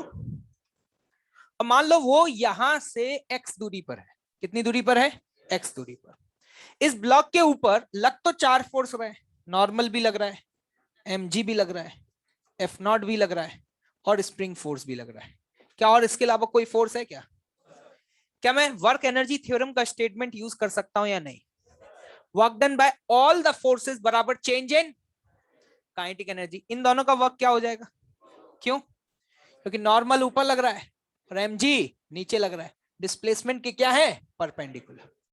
F0 का वर्क क्या ये कांस्टेंट फोर्स है? क्या कांस्टेंट फोर्स का वर्क लिखना आता है आपको? कैसे लिखते हैं? F0 into x. Work done by spring half के x initial minus x square. क्या सही लिखा है क्या? एक बात बताओ, इनिशियल स्पीड क्या थी?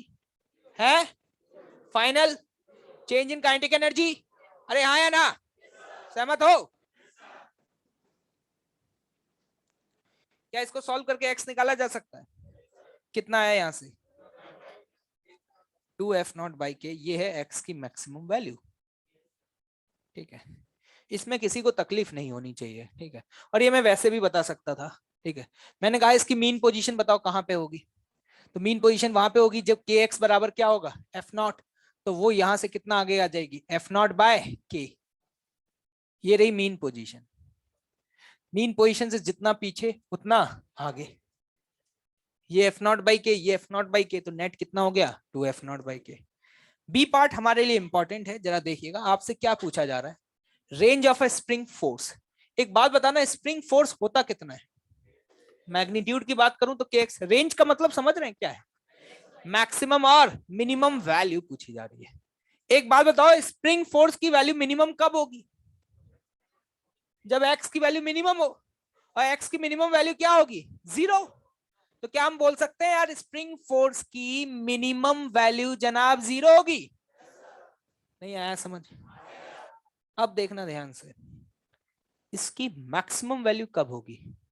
जब x की वैल्यू क्या होगी? मैक्सिमम। और x की वैल्यू मैक्सिमम मतलब जब इलोंगेशन क्या होगा? मैक्सिमम। तो अगर कोई मुझसे पूछे कि स्प्रिंग फोर्स की मैक्सिमम वैल्यू बता दो, तो मैं लिखूंगा k इंटू एक्स मैक्सिमम। और ये जो निकाला ये क्या है? क्या इसकी वैल्यू पुट कर दूं? k इंटू कितना आया? अरे भाई, आपने कितना फोर्स लगाया था? स्प्रिंग में मैक्सिमम कितना फोर्स जनरेट हुआ? मतलब आप जितना फोर्स लगा रहे हैं स्प्रिंग, क्या उसका डबल मैग्नीट्यूड का फोर्स जनरेट कर पा रही है? नहीं आई बात समझ? लोगों ने इस चीज का फायदा उठाया। लोगों ने इस चीज का फायदा उठाया। कैसे उठाया अभी बताऊंगा थोड़ी देर में। ठीक है, अगर तुमने F0 लगाया तो स्प्रिंग में मैक्सिमम फोर्स कितना जनरेट हुआ? हाँ, कब हुआ? जब इलोंगेशन क्या था? मैक्सिमम था। क्या ये बात क्लियर है? लोगों ने इसका फायदा कैसे उठाया देखिएगा जनाब।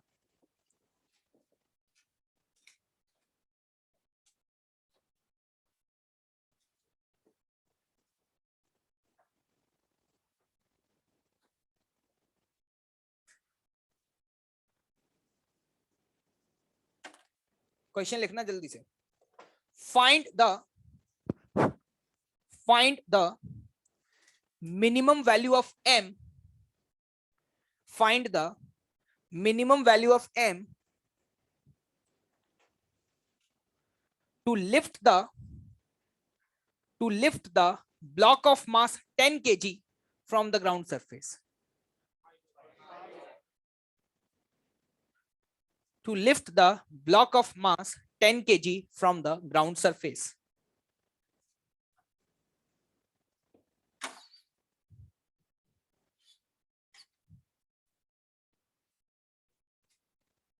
देखो ध्यान से, यहां क्या लगा हुआ है? स्प्रिंग या रस्सी? स्प्रिंग लगी हुई है। अगर यहाँ रस्सी लगी होती, क्या लगी होती? रस्सी लगी होती। और यहाँ 10 kg लटका देता, और मैं आपसे सवाल पूछता कि इधर मिनिमम मास कितना लटकाऊं, मिनिमम कम से कम, कि इसको जस्ट यहां से उठा दूं, तो आंसर क्या आता? कितना आता? 10। मानते हो बात? लेकिन आज यहाँ क्या लगा हुआ है? स्प्रिंग लगा हुआ है। तो जब स्प्रिंग लगा हो तो वो वाला लॉजिक मत लगाना, फोर्स वाला। जो तुमने 10 बोला, ये कैसे बोला कि फोर्स कितना चाहिए? 10। एक बात बताओ मुझे, अभी मैंने ऊपर कॉन्सेप्ट सिखाया तुम्हें, यहां पे इसे उठाने के लिए कितना स्प्रिंग फोर्स चाहिए? 10। कितना चाहिए? 100। कितना चाहिए? मानते हो? मुझे यहाँ ब्लॉक लटकाना है और ये फोर्स 100 जनरेट करना है। तो यहाँ पे क्या मैं ब्लॉक 10 kg का लटकाऊं? मिनिमम बोला है, क्या पूछा है? कम से कम कितना मास हैंग करूं कि उठ जाए। अभी मैंने बताया कि स्प्रिंग की एक खास बात होती है कि अगर वहां पे आप ब्लॉक पे F0 लगाते हैं तो कितना फोर्स जनरेट करता है? हाँ, तो यहां पर अगर मुझे 100 न्यूटन का फोर्स जनरेट करना है तो इधर कितना लगाना है? 100, 200 या 50? मतलब नीचे 50। क्या काम हो जाएगा? तो 50 के लिए यहाँ कितना मास चाहिए?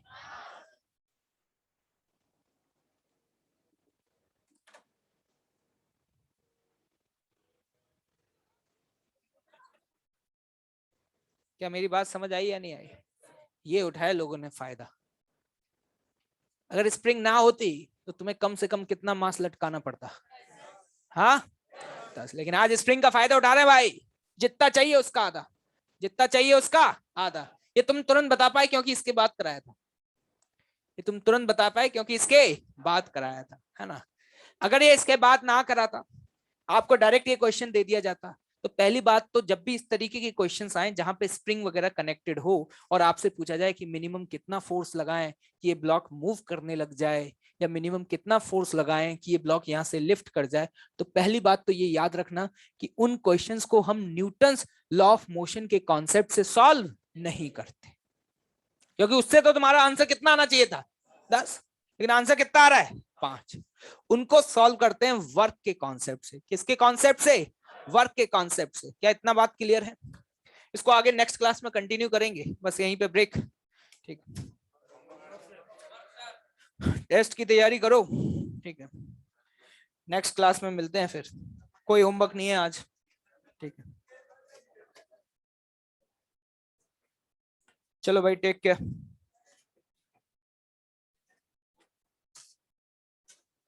और भाई ऑनलाइन पढ़ रहे हो कि नहीं तुम लोग? Okay great.